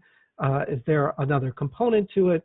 Then you have the results that shows strong or weak evidence for whether they're not yes more likely or no more likely. And then you tell an interesting story about that person. That person, maybe you'll have a storytelling session where your data science team says, well, maybe people who are over the age of 70 are more trustworthy with doing transactions online, and so they're more likely to have their credit card stolen. Or maybe they're more likely to give their credit card number to kids or to grandkids, and then that's, once the number starts floating around, then that's more likely to get stolen. So those are the kind of stories that you tell based on the questions that you have. So I had a quick question here. So I'm going to do this. Whoop. There you are. Oh, that was just a hand raising. Was that a hand raising? That may have been a hand raising. Oh, I lost it. Okay. I thought that was a question. Okay, that may have just been a hand raising. If someone just asked a question, just feel free to ask it again.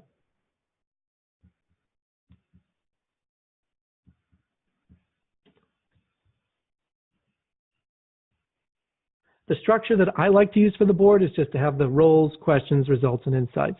And then you put little stickies on each one of them. And when you're doing your question-only meetings, you should have these little cards ready or these little sticky notes, and you should be able to sort of listen to the questions and think about them. And don't worry about, again, if you don't think about the answers to the question, think about whether or not the data science team can do interesting stories or do some interesting, look at the data, try to gain some insights from it, try to come up with some results, and try to stay away from sort of yes and no questions. Instead, you want to ask second order questions. If you were running a website, you wouldn't want to ask a question like, why are customers spending less in July? Instead, you want to say, why would a customer spend less? Or what do we know about how a customer spends? And think about these sort of second order questions. What do we know about our customers' spending habits? Why would they spend less in July? Those are the kind of questions that really can lead to interesting insights. So you put those up on the question board. Your data science team will run through, try to do some small experiments in your big data set, and then come up with interesting results. You're just like, here are some results. We noticed that these groups of people spent less in July, and then they'll tell an interesting story about it. So there's an old saying in statistics that a lot of people use kind of statistics the way that people who are drunk use a lamppost, and they use it for support instead of illumination. And so you should think of data as a way to illuminate what you know about your customer. Don't use it as a way to sort of support things that you already believe, but come up with interesting questions and try to figure out something new. Now, in order to change your organization, you have to think about changing your teams. But before I go into the team composition, I just want to make sure, are there any questions about the question stuff and the organizational change stuff I just covered? Let's see if there's any questions.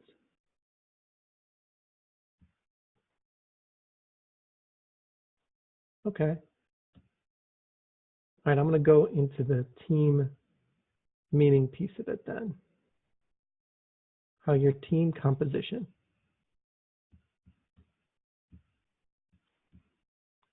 Okay. If you have any questions, just chime in. Now, a lot of organizations, there we go, whoops.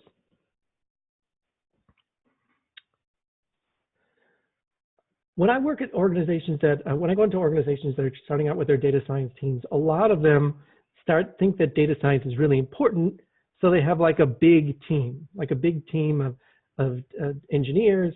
Some organizations just try to hire like one big name data scientist, someone who's coming out of a university or something like that. And usually they come with a big salary. So, but if your organization can't set aside, $250,000 a year or whatever to get a top-notch data scientist, $250,000 a year plus, then what I've seen a lot of organizations do, which I think is great, is to try to break this up. Instead of having one really expensive, talented data scientist that can ask interesting questions, knows the data, knows the business. I mean, that kind of person is really difficult to find. In a lot of organizations I work with, they call it a unicorn because it's like mythic. This person who's really good with data, really understands how to ask interesting questions, but also really understands business. I mean, those people are very difficult to find, the few of them that are out there.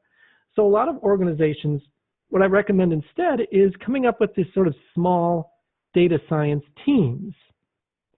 And so you should, instead of having one big data scientist, you should have like this team, which I think of it should be as small as 3 people, where you have kind of a servant leader, which is almost like the project manager / scrum master that works to organize the team, runs the question-only meetings, focuses on implementation, makes sure that the data analyst has access to the data, that type of thing. It's sort of a combination administrator and servant leader.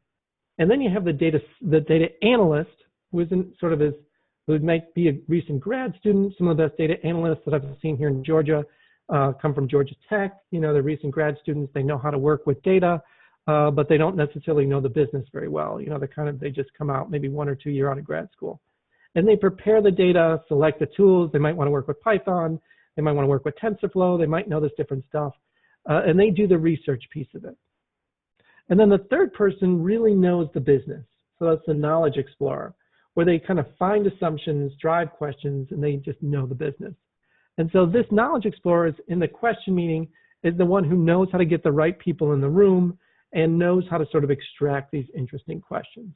And if you think about the 3 phases in that learning life cycle, that data science life cycle, this corresponds pretty closely to that. You have the knowledge explorer that comes up with the questions, and then the data analyst that comes up with the research and results.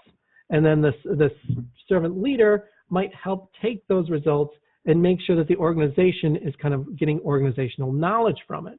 Because again, all this is about getting new knowledge, trying to find out something new. And so that servant leader is out there kind of making sure that they democratize the data, they sort of getting it out there so that people are learning something new. And if you look at the scientific method, this kind of closely aligns to it. You have the hypothesis, which is part of the scientific method. You come up with an interesting question. And then you have the research with the data analyst. They're trying to sort of figure out if they can get some strong or weak evidence to support that question. And then you have the servant leader that's implementation, takes what they learn, turns it into knowledge so it can be useful to the rest of the company. So, you know, you might have this, so these small teams that work together, these data product teams can actually do the same work as one really expensive data scientist. And so these are typically sort of small data science teams. And the smaller teams can sometimes get the better insights because they're working together much more closely, and they're able to sort of kind of work their way through an organization, have these question-only meetings, and gather things up so that they can do getting interesting results in research. Some teams that want to be a little bit bigger, they might have 1 or 2 data analysts instead of just 1. But then the knowledge explorer, which sometimes a lot of knowledge explorers used to be business analysts or something like that. They really know the business. They know how to ask interesting questions. And a lot of knowledge explorers kind of come from a humanities background. And so they're used to kind of asking interesting questions. They're used to sort of thinking about things in a way that is disconnected, decoupled from the data. So say, okay, how's this valuable to us? And that's kind of decoupled from the data. You're not looking at the data kind of like what Catherine was saying. You're not looking at the data and figuring out what's valuable. You're asking questions and figuring out the data you have is valuable. And so that's something that people outside, you know, data analysts might not necessarily be really good at, but someone who's outside of that field is really good at asking interesting questions. And then you'll see here that those little circles of question, research, and learn, question, research, and learn. Again, that's the science and data science. You're kind of questioning the data, you're doing a little bit of research, and you're seeing what you learn from it. You're running small experiments. So you're doing the science. The original term data science came from statistics.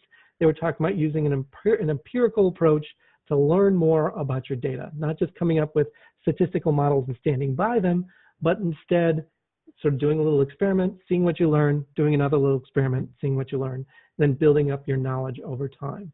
And so these small teams, I would argue, can get a lot more done than 1 or 2 really expensive data scientists. You know, data scientists, if you go to the West Coast, they're making huge amounts of money, you know, for anywhere from 200 to 800,000 a year. And these teams are less expensive, in my opinion, a lot more effective sometimes, and they can get a lot done. Little teams of 3 people, knowledge explorer, data analyst, and servant leader. So are there any questions about this? This is this little team. I just want to make sure. Let me give you an opportunity to ask questions. Oh, there we go. Are there any questions about this little small team, the small team of 3? Okay, hang on, I'm gonna drink.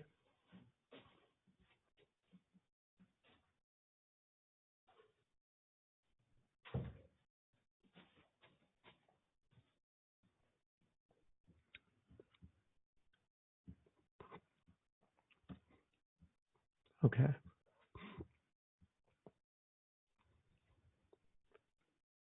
Now I'm going to go back to Amit's question about what's the importance of relevant use cases when you're dealing with large amounts of data. Now, if you're dealing with large amounts of data, so what are the importance of relevant use cases when you're dealing with large amounts of data? Now, when you're dealing with large amounts of data, I would argue that you shouldn't think about it in terms of use cases. And this is why I wanted to talk about the team role, is that you want to think about it as you've got this massive data set, big data set usually, and you should think about it as like, what questions do I want to ask that data set might have some interesting insights about. You know, it might not have the answer, but it might have something that hints at the answer, or it might have something that gives some strong evidence of an answer. And so you shouldn't think of it as like a use case. You should think of it as, here are some questions that our Knowledge Explorer came up with. Here's some interesting questions. And so what's in the data that might be able to show something about these questions? A lot of times you'll find with your data science teams, if you have a big data set, that the data that you have isn't really going to be able to answer the questions that your Knowledge Explorer and your teams are asking. And so you might have to just kind of hint at it. Just be like, okay, well, we don't really have data about the age or of each of our customers, which seems unlikely, but you know, whatever. So or we might not have, or with the automotive site, we might not have data about how long they roll over each thing, which will give you an idea about how long they're spending on your website. But we do have session data that shows how long that they were sort of engaging with the platform. So so you shouldn't think about sort of like different use cases. You should think about the interesting questions you have, then look at this sort of like this massive data set, the massive amount of data that you've collected, and see if you can extract anything from it, extract some results from it that can let you tell an interesting story about all the data you've collected. So does that answer your question, Amit? If you're still out there, I know that you asked that question a while ago.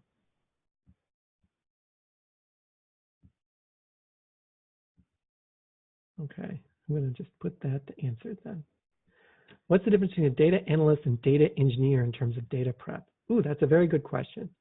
So yeah, Jerry, a data engineer is typically, I like to think of them as almost like an infrastructure, sort of a systems person that makes sure that the data, you know, the database is being replicated, you know, like an architecture person, a systems architect for data, making sure that the data is being replicated, making sure that that all the tools are available, making sure that, you know, that the people can access the data. So I would almost think of them almost like an operational infrastructure architecture type person. That's a data engineer.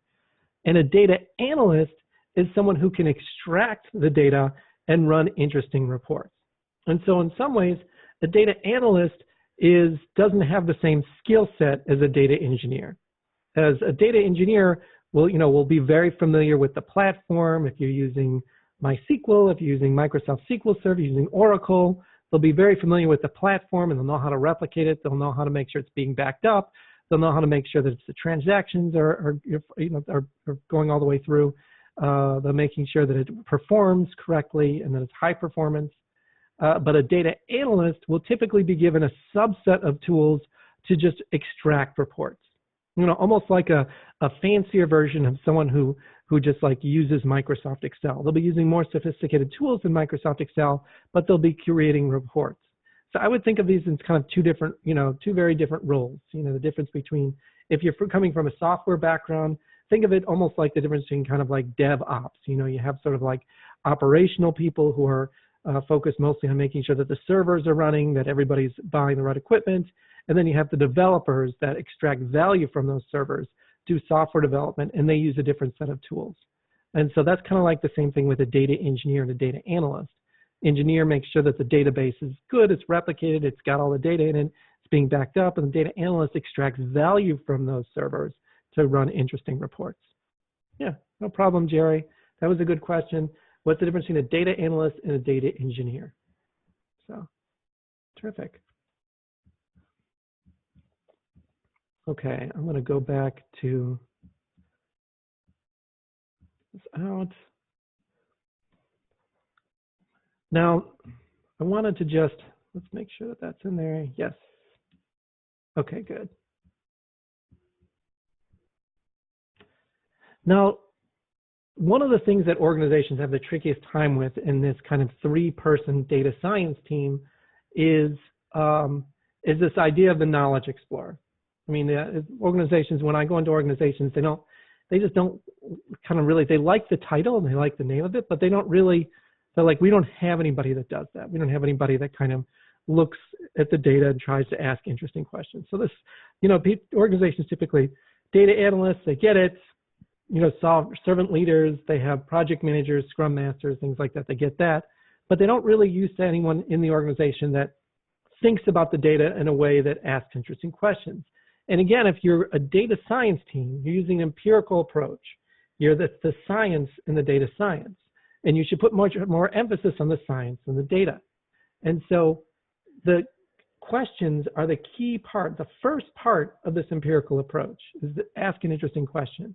You know, I mean, it's if you think about any science, some of the most famous scientific experiments, like Charles Darwin goes to Galapagos Island, he asks interesting questions. You know, why am I seeing stuff here that I can't see anywhere else on Earth? And so asks an interesting question, and then does some small experiments. Let me look at these, you know, these different creatures, what's going on with them. And then comes up with sort of some results, just like if you looked at the old pictures of his sketchbooks, he draws pictures of all this stuff. And then he comes up with tries to gain new knowledge. So, okay, maybe there's this thing called evolution. Maybe it's like this, it works like this way. And so that's a classic sort of scientific method. But organizations typically don't have someone there that asks interesting questions about their data.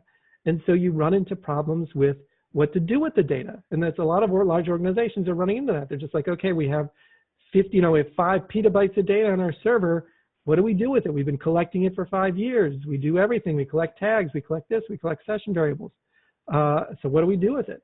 And so a knowledge explorer is just like, okay, well, what are the things we want to know about our customer? What are the questions that are interesting? And so not what answers, but what are the questions that are interesting? You know, why does our customer get this from us and not from our competitors? Why would our customer buy this product from us? You know, what's in the data? Like I was talking about with the needles, you know, just looking through the data and saying, okay, looking for serendipitous little reports or something that's interesting. So this knowledge explorer has a skill set, which is different. I'll get that question in one sec.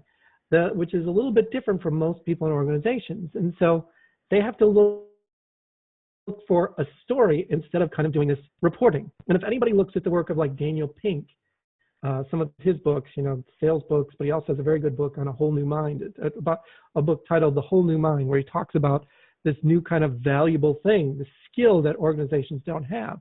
This idea of telling a story over reporting, sort of telling an interesting story, looking at the data and saying, like, okay, here's an interesting story about the data. You know, here's someone who's afraid of needles. Here's a person who's been giving their credit card number to their grandkids, and so it's more likely to be to sort of be stolen. Here's a person who's going to have trouble paying their credit card bills because they're putting movies on there. And so these interesting kind of stories that you can tell are much more interesting when you have access to these results. The data analyst will give you the results. You can tell an interesting story, and that's much more interesting than just reporting the results. And this idea of creating symphony over detail, a lot of organizations like really detailed reports, but a lot of executives and a lot of people like sort of hearing the big picture, sort of telling me, give me sort of a story that I can understand, and seeing it across organizational boundaries and kind of telling a story about your customer that people can understand. And I remember in the meeting where they were talking about this new product where they were trying to figure out if they could predict if someone was having trouble paying their bill. They told a story about this kind of customer that was going to have trouble paying their bill, and how this product will help find them and send a message to them or reach out to them before they have trouble paying their bill, because it doesn't work in their best interest to have the bill go unpaid. And so just like to reach out to the customer and be like, okay, we noticed that, you know, you're spending a little bit differently than you were in the past. Our data science team, I mean, you wouldn't say this, but your data science team has identified you as someone who might have trouble paying your bill. And so, you know, how can we help you out? Again, you wouldn't say that specifically, but the idea is the same, is that you're getting this interesting story, then you're able to reach out to the customer and figure out the symphony over detail, tell an interesting sort of story across boundaries. And another thing that Daniel Pink talks about, which this knowledge explorer should have, is this idea of sort of empathy over certainties. The knowledge explorer, and that's why some of the best knowledge explorers come from sort of a liberal arts background or something like that, is trying to understand, by looking at the data, what makes a person tick, trying to understand how you can predict when something bad is going to or good is going to happen. It's been years since credit card companies have been very accurate at predicting whether or not someone was going to get a divorce just by looking at the data in their credit card. And so understanding that, telling a story so that you can reach out to that person, tell something, you know, so that you can sort of your company could reach out and deal with that situation has got a lot of value for some of these companies. And so some organizations you'll hear, you'll hear a little bit about this. Some people call this data sense making, the idea of making sense of your massive data set. And this is a key part of what the Knowledge Explorer does. It's just sort of making sense of it all, asking interesting questions so that the data analyst can come through and do some interesting reports and results from it. So let's see, I had a quick question. This is a question from Carlos. As a manager, how can we assure that the team is using the proper correct packages, libraries, while analyzing the data? So that's a good question, Carlos. Thank you. If you're talking about using the correct packages and libraries while analyzing the data, you're talking about the data analyst. And if you look back here at the data analyst, there we go. The data analyst, one of the freedom that the data analyst gets is to, okay, Manuel, I'll get you in a sec. The freedom that the data analyst gets is to use the tools that they're comfortable with. Now, the data engineer will have a set, you know, will have their set tools that will work with their database servers, but you should give the data analyst as much flexibility as you can about what tools they feel comfortable with. If you, as an organization, if you have set tools that the data analyst must use, then a lot of times the value in that isn't as great as if you gave the data analyst the flexibility to use what they're familiar with or what they're comfortable with. There's so many different tools out there for doing reports and data analysis that it doesn't, to some extent, it doesn't even make sense to standardize on it anymore, because if your data engineer is doing a good job, you should be able to sort of pull out data and then use whatever tools you want, because the connecting up to the data, if you pull out CSVs or if you pull out any kind of different data from the massive data sets, then, you know, you should be able to use whatever tool to get some value from it. So I don't think it's that helpful to standardize on the tools and packages that the data analysts use to create reports. I certainly think that it's valuable for the data engineer to standardize on the different platform that they use. But almost all the platforms will be able to work with any tools. I mean, if you use Oracle or SQL Server or MySQL or whatever, or PostgreSQL, if you use NoSQL, Hadoop, whatever, you're going to be able to pull data out of that and use whatever tool you want, Python, use Tableau, whatever. So those tools that the data analysts use to do reports, I would kind of give them the flexibility to do whatever they want. It's not like organizations where you can standardize on Microsoft Word and everybody uses it and there's nothing, you know, there's no value you get from Microsoft Word, there's no value you get from using WordPerfect or something else. It's the data tools. Some data tools, just data analysts work with data tools. You know, some of them just are better with some data tools than others. And so a lot of times I wouldn't focus on standardizing them. Think of it this way. I mean, if you have a data analyst that works with Python that can do great stuff with it, I don't see much value in saying, okay, you have to use R for everything in our organization, because, you know, you're pulling out the same kind of data. So I hope that that helps. The other question, let's see, there was another question there. What was the other question? Oh, hang on. So does that answer your question, Carlos? Let's see. Okay, I didn't see another question come up. Great.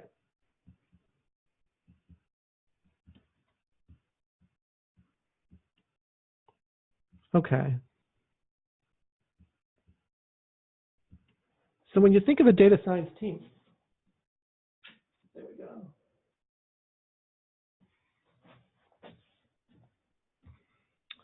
Sorry, I'm going to turn down the temperature a little bit.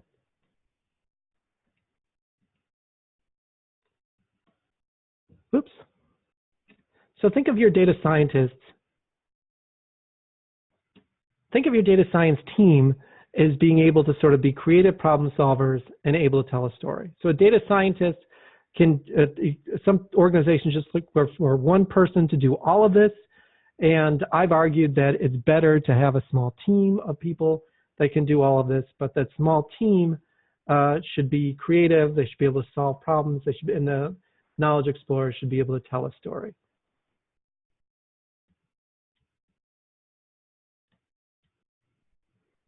Some organizations,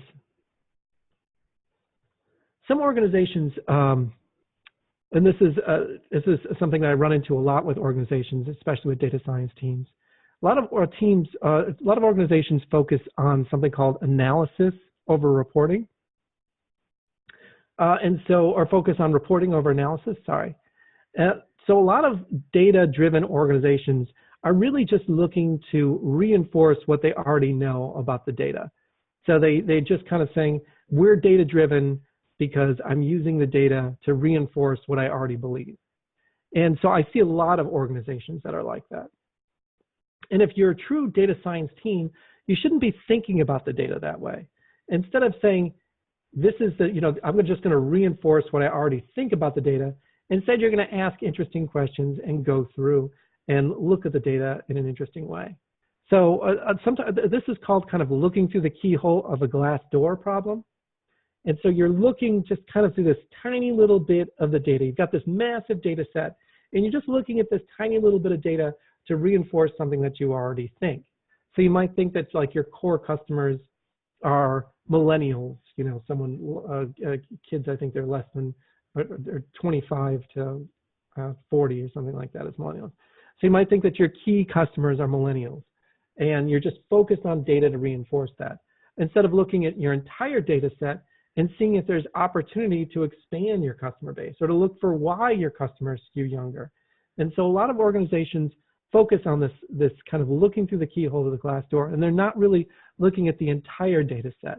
And so that's why you want the knowledge explorer to ask interesting questions, to look for stuff beyond what you're just trying to prove. And so data-driven companies that have data science teams shouldn't just be looking to prove what they already know, just use the data to back up what they already believe, but instead they should use it to explore what they could know. And that, to a lot of organizations, is much more valuable. And a lot of organizations will also have something like groupthink, where they'll have a bunch of knowledge which is kind of floating through the company, which everybody just kind of assumes is right, but has never been tested. They've never done reports on it or never tried to figure out if it was right.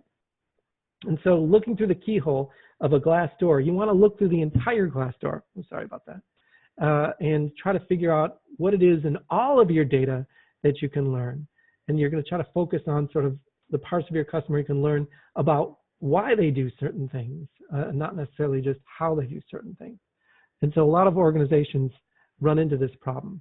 And it's one of the examples that I run into is if you looked at like nationwide gym membership, a lot of organizations could create a report that says nationwide gym membership goes up in January, and then just come up with an interesting report and say we should always look for increased membership in January.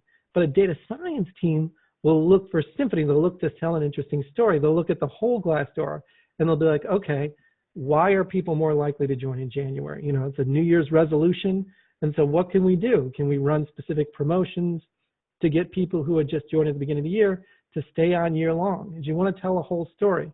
You don't just want to use the data to reinforce what you already think you believe. So there was a quick question there. Oh, yeah, Raphael, it was very practical. Yes, at the end, I will, there's a link to the PDF for the entire presentation. So I'll send you that. Raphael just asked a question. Are we going to share the presentation with you? And yes, I will. So there's a link for the PDF. So let me use this real quick, Raphael. I'm just going to grab a quick drink of water. I'll be right back. Okay, hang on.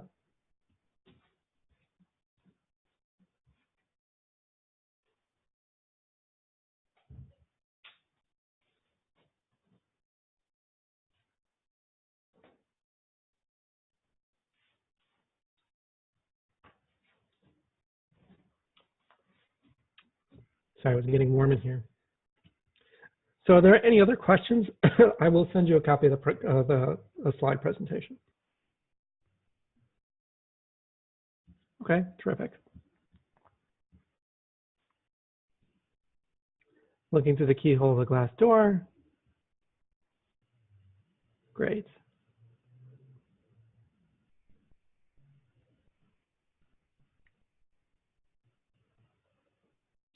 So, and this talks a little bit more about the research, the Knowledge Explorer. The Knowledge Explorer should be comfortable with it. They should be able to drive, ask interesting questions, but everyone on the team should be comfortable with data, talking about the language of data. You don't want, a lot of organizations will be set up in a way that'll be siloed in a way where you have sort of information that comes over a wall, and they expect the data science team to do something with that information.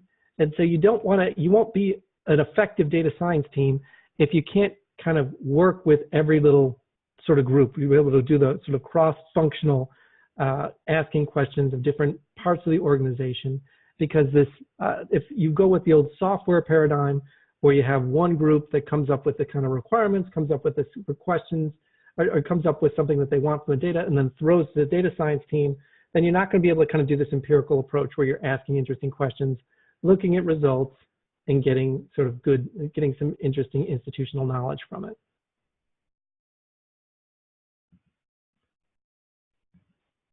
Oops, hang on, this is just a repeat. Yep, and we talked about that, wealth of data but a poverty of insight. You don't want your team to say we're data driven, we just use data to support what we already know.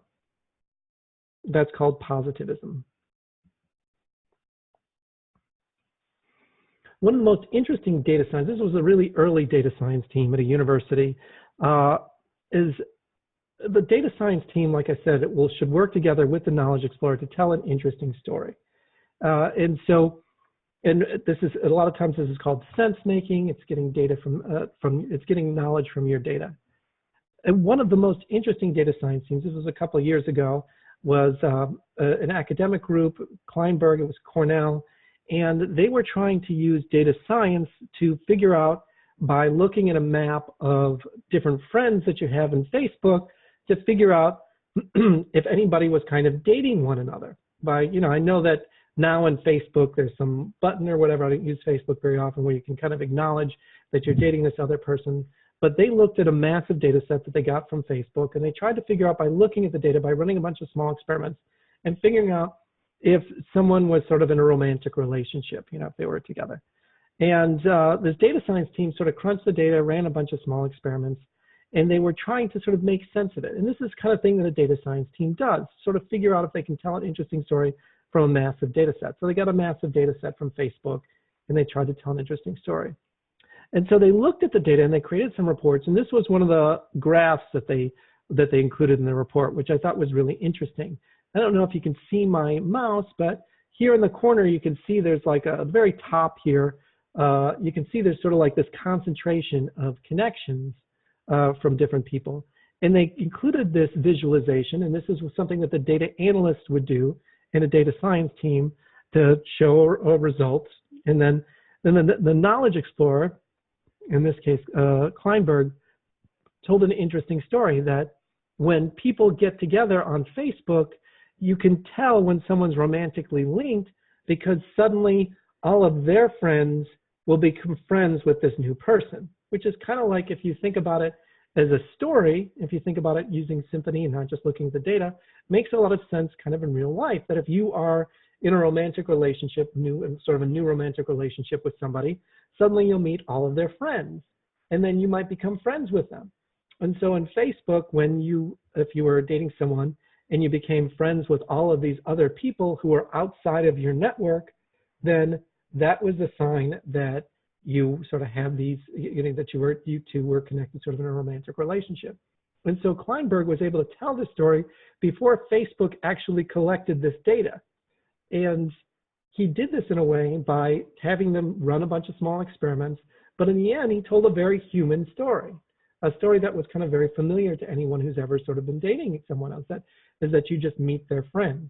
And that's sort of a classic example of how a data science team should work. And you can do that because a lot of that stuff has value. Now imagine if Facebook did not collect this data and Kleinberg went back and said, look, I can tell you with 90% certainty when two people are in a romantic relationship, I mean, that'll have real value for Facebook. I mean, imagine if you start, even just like anything, imagine on Valentine's Day, if you could send out special, 15% off for flowers to certain people, then that might increase the engagement by 10 or 15%. And for Facebook, that would be a huge economic win. And so this, looking at the data, coming up with an interesting visualization like you see here, that's what the data analyst will do. And then the knowledge explorer telling an interesting story, that's all part of the data science team. And so Kleinberg at Cornell had an entire team do this. A lot of organizations just try to hire one person who will do all this, but I don't think it works as well as how Kleinberg did it with this small team.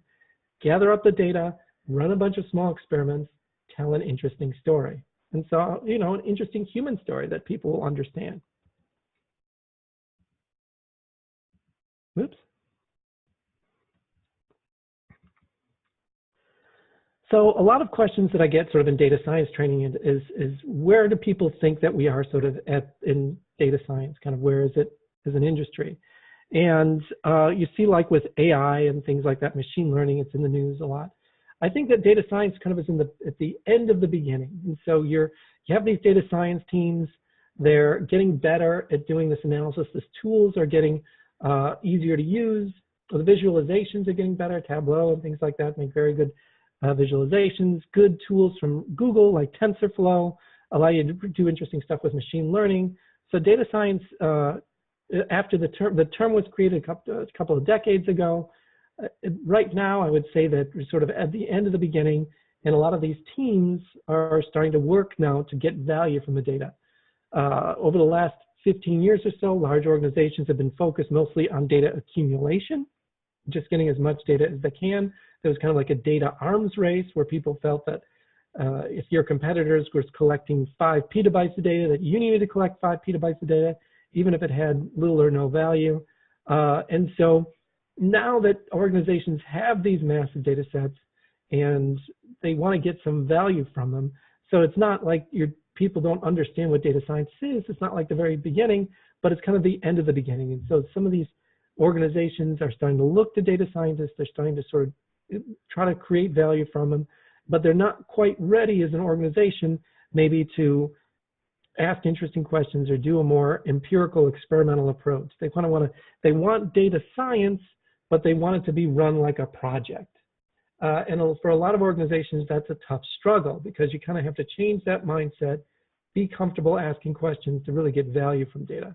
So it's kind of like at the end of the beginning, but it's not really at a point where most organizations kind of know what to do. And so if you are thinking about using data science teams in your organization, think about it as look at it from an organizational perspective first, and then start bringing in the data science teams. Think about if your organization is designed in a way where you can ask interesting questions, where people will be able to get value from the data, and then start hiring data science teams. But I think one of the worst things that organizations can do is if you're a large organization and you just, don't want to change the way you're sort of thinking about your data, but you just want to go out and spend $250,000 or more just buying this one superstar data scientist that's going to be in an office somewhere doing something, trying to get value from it. I think that a lot of times is a waste. But if you can change the way your organization thinks about data, a lot of times you can get a lot more value from it. So you should look first, again, to changing your culture. Think about if your organization has like a more agile mindset. If you come from software development, then you'll have an easier time with this empirical approach because Agile and Scrum and that type of software development embraces much more of this kind of flexible empirical approach. Think about how your organization, is it already making data-driven decisions, or is it still intuitive and then they just kind of look to data to back up the decisions they already made? I go to a lot of organizations that do that. They just they make decisions at the executive level and then look to the data science teams to kind of just create reports that reinforce the decisions they already made. And that's not really data-driven, that's just data reinforcement. And does your organization tolerate and value change? A lot of organizations here in the US, they'll be fairly conservative. They like projects. They like sort of top-down hierarchy.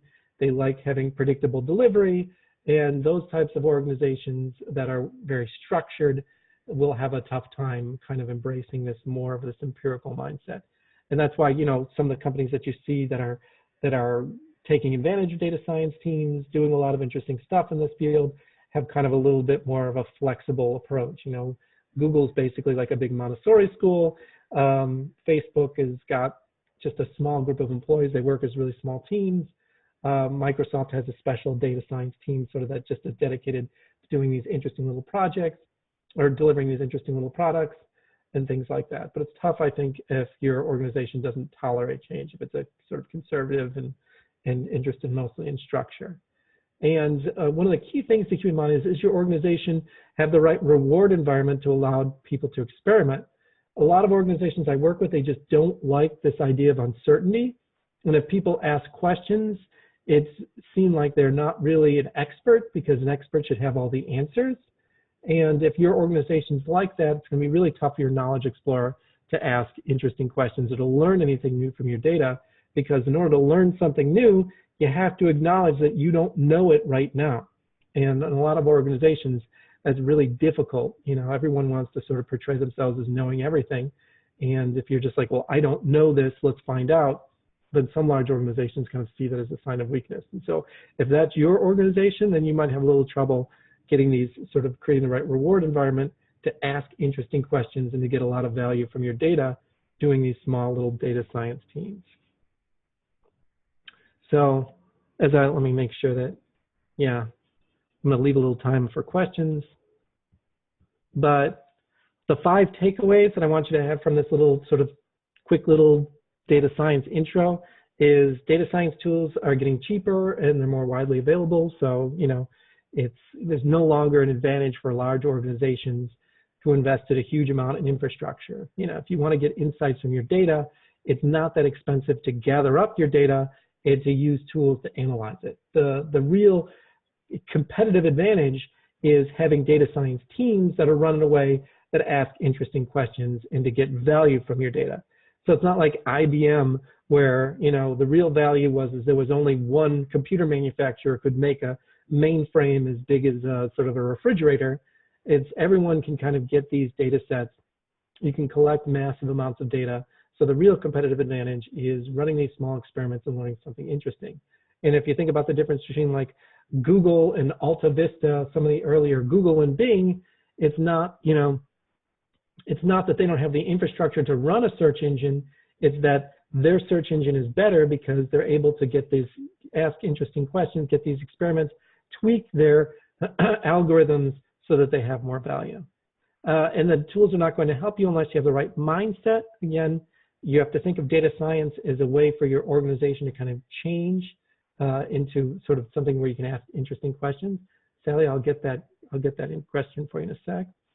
And so having that right organizational mindset really helps you get value from your data. And you have to have your organization focus on exploration, look for interestingness, try to gain value from serendipity instead of focusing on data objectives. Because if you have data objectives, it's going to be really difficult to gain a lot of value, because you can't ask questions if you have an objective, because an objective implies that you're going to at some point have the answer that you predicted, because you're creating an objective. So you have to meet the objective. So embrace and don't suppress serendipitous discovery. So you have to, you know, look for something that's interesting. If you see something interesting, don't say it's going to muddle up your report and take it out. Instead, explore it. So a lot of organizations don't like uncertainty, so they take it out of their reports and they try to have like the reports say, well, this is absolutely certain. But a lot of times when that happens, you'd be surprised how often reports that express certainty really don't have a lot of good, strong data behind them. And work with small teams to explore your data instead of one big data scientist. Like I said, hiring a data scientist for $200,000 to $800,000, $900,000 a year isn't really great. It's sort of like a great option for a lot of companies for a lot of reasons. But if you don't have the right organizational mindset and you can't ask interesting questions, even that incredibly talented data scientist isn't going to be able to do very interesting things. So there were some really good, there were some questions there at the end. I wanted to leave some time. So let's see. Really good question, Smith. Any suggestions for SQL, Oracle, data analyst trying to get in the field of data sciences? That's a very good question. I would say that what you want to do is again, if you're a data analyst and you're trying to get it sort of into a data science team, then I would go to, if you're trying to, what I would do is I would go into the organization and I would see if they're working with this structure. Like if they're running small data science teams, then that's the best place to be a data analyst. If they just are going to have you being a data analyst, where you're just going to be running reports off of stuff that the company already suspects is true, then they might call you a data scientist, but you're not going to actually be doing data science. So when data science as a field became huge, if you go to LinkedIn, everybody became a data scientist overnight. And so it's not like everybody went to school for data science. It's just that everybody was like, okay, well, I guess I'm a data scientist now. But if you're not doing these small experiments and you're not sort of asking something interesting in your data, then you're actually not doing data science. And there's only a small chunk of the people who call themselves data scientists in the field are actually doing data science. You know, people who come from academia are doing interesting data science. But if you're just sort of churning out reports at a large sort of credit company or something like that, if you're just working for Experian, just creating reports, then that's not data science. And so if you're a data analyst trying to get into the field of data science, I would say that your best bet is to work for an interesting company. And if you're doing any kind of data work in that company, then that will lead to something interesting in data science. I think that would be better than trying to be a data scientist in a company that's not really doing data science. Does that make sense, Sumit? Wondering about companies who may not be completely sold on the value provided by a data science approach, and how they would otherwise be convinced to explore the value this approach may provide. Are they companies' results that can be cited as evidence of this value? Yeah, I think a lot of the companies that work in this field you can cite. You know, again, you could talk about Facebook and the experiments that they run with their data science teams to tweak and check people's, no problem, Gord, take care, to see, you know, how they can change people's behavior. I think you can look at Google and talk about the empirical approach that they use to tweak their algorithm. You can also talk about how they approach machine learning, where they're running a bunch of small experiments, like I said, with cats and with Atari 2600 games. You could talk about Microsoft and how they're using machine learning and data science teams to create, they disastrously created a chatbot that, you know, but that was a small experiment that went terribly wrong.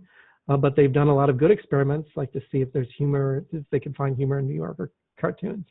So I think that, you know, that's I think that's a good approach, is to just kind of say, okay, you know, this is the companies that get value from their data, you know, the companies that really are only data companies are using this approach. And so if you want to get value from your data, then I think that approach works well. They do it for a reason, and they're very valuable at doing it. I mean, Netflix, I mean, they're not that popular. I mean, they're great, but there were other companies that delivered video online. The reason that they're extremely good at it is because they use data science teams to figure out what people want to watch. I mean, if anybody saw that new Bird Box, that was purely the product of a data science team. They figured out, sort of like Sandra Bullock would be someone who would bring in a certain amount of audience. The script, a lot of that was just based on the data that they already had about what people wanted to watch and how many people would. And apparently they were extremely accurate with the number of people who would watch it compared to the people who actually watched it. So any team, any large organization that relies on a good data set is going to be using this approach. It's just that organizations that don't, it's really difficult for them, I think, to embrace it. Eleonora, yes. I mean, another good book. I mean, I've got a book on this subject called Data Science Teams. You know, create teams that can add better value and be creative and add more value. And so, you know, my book's pretty good on this subject if you want to grab that. There is another book aside from mine that's good. Hillary Mason does a lot of good work on this She's also got some webinars, but my, I think that's a good one. And I think those would be the best places I would start. So I hope everybody enjoyed the presentation. I'm going to stop sharing. So, please feel free to email feedback. I think that they have a feedback form. So, and good luck, everybody, with your trying the data science approach. So, take care, everybody.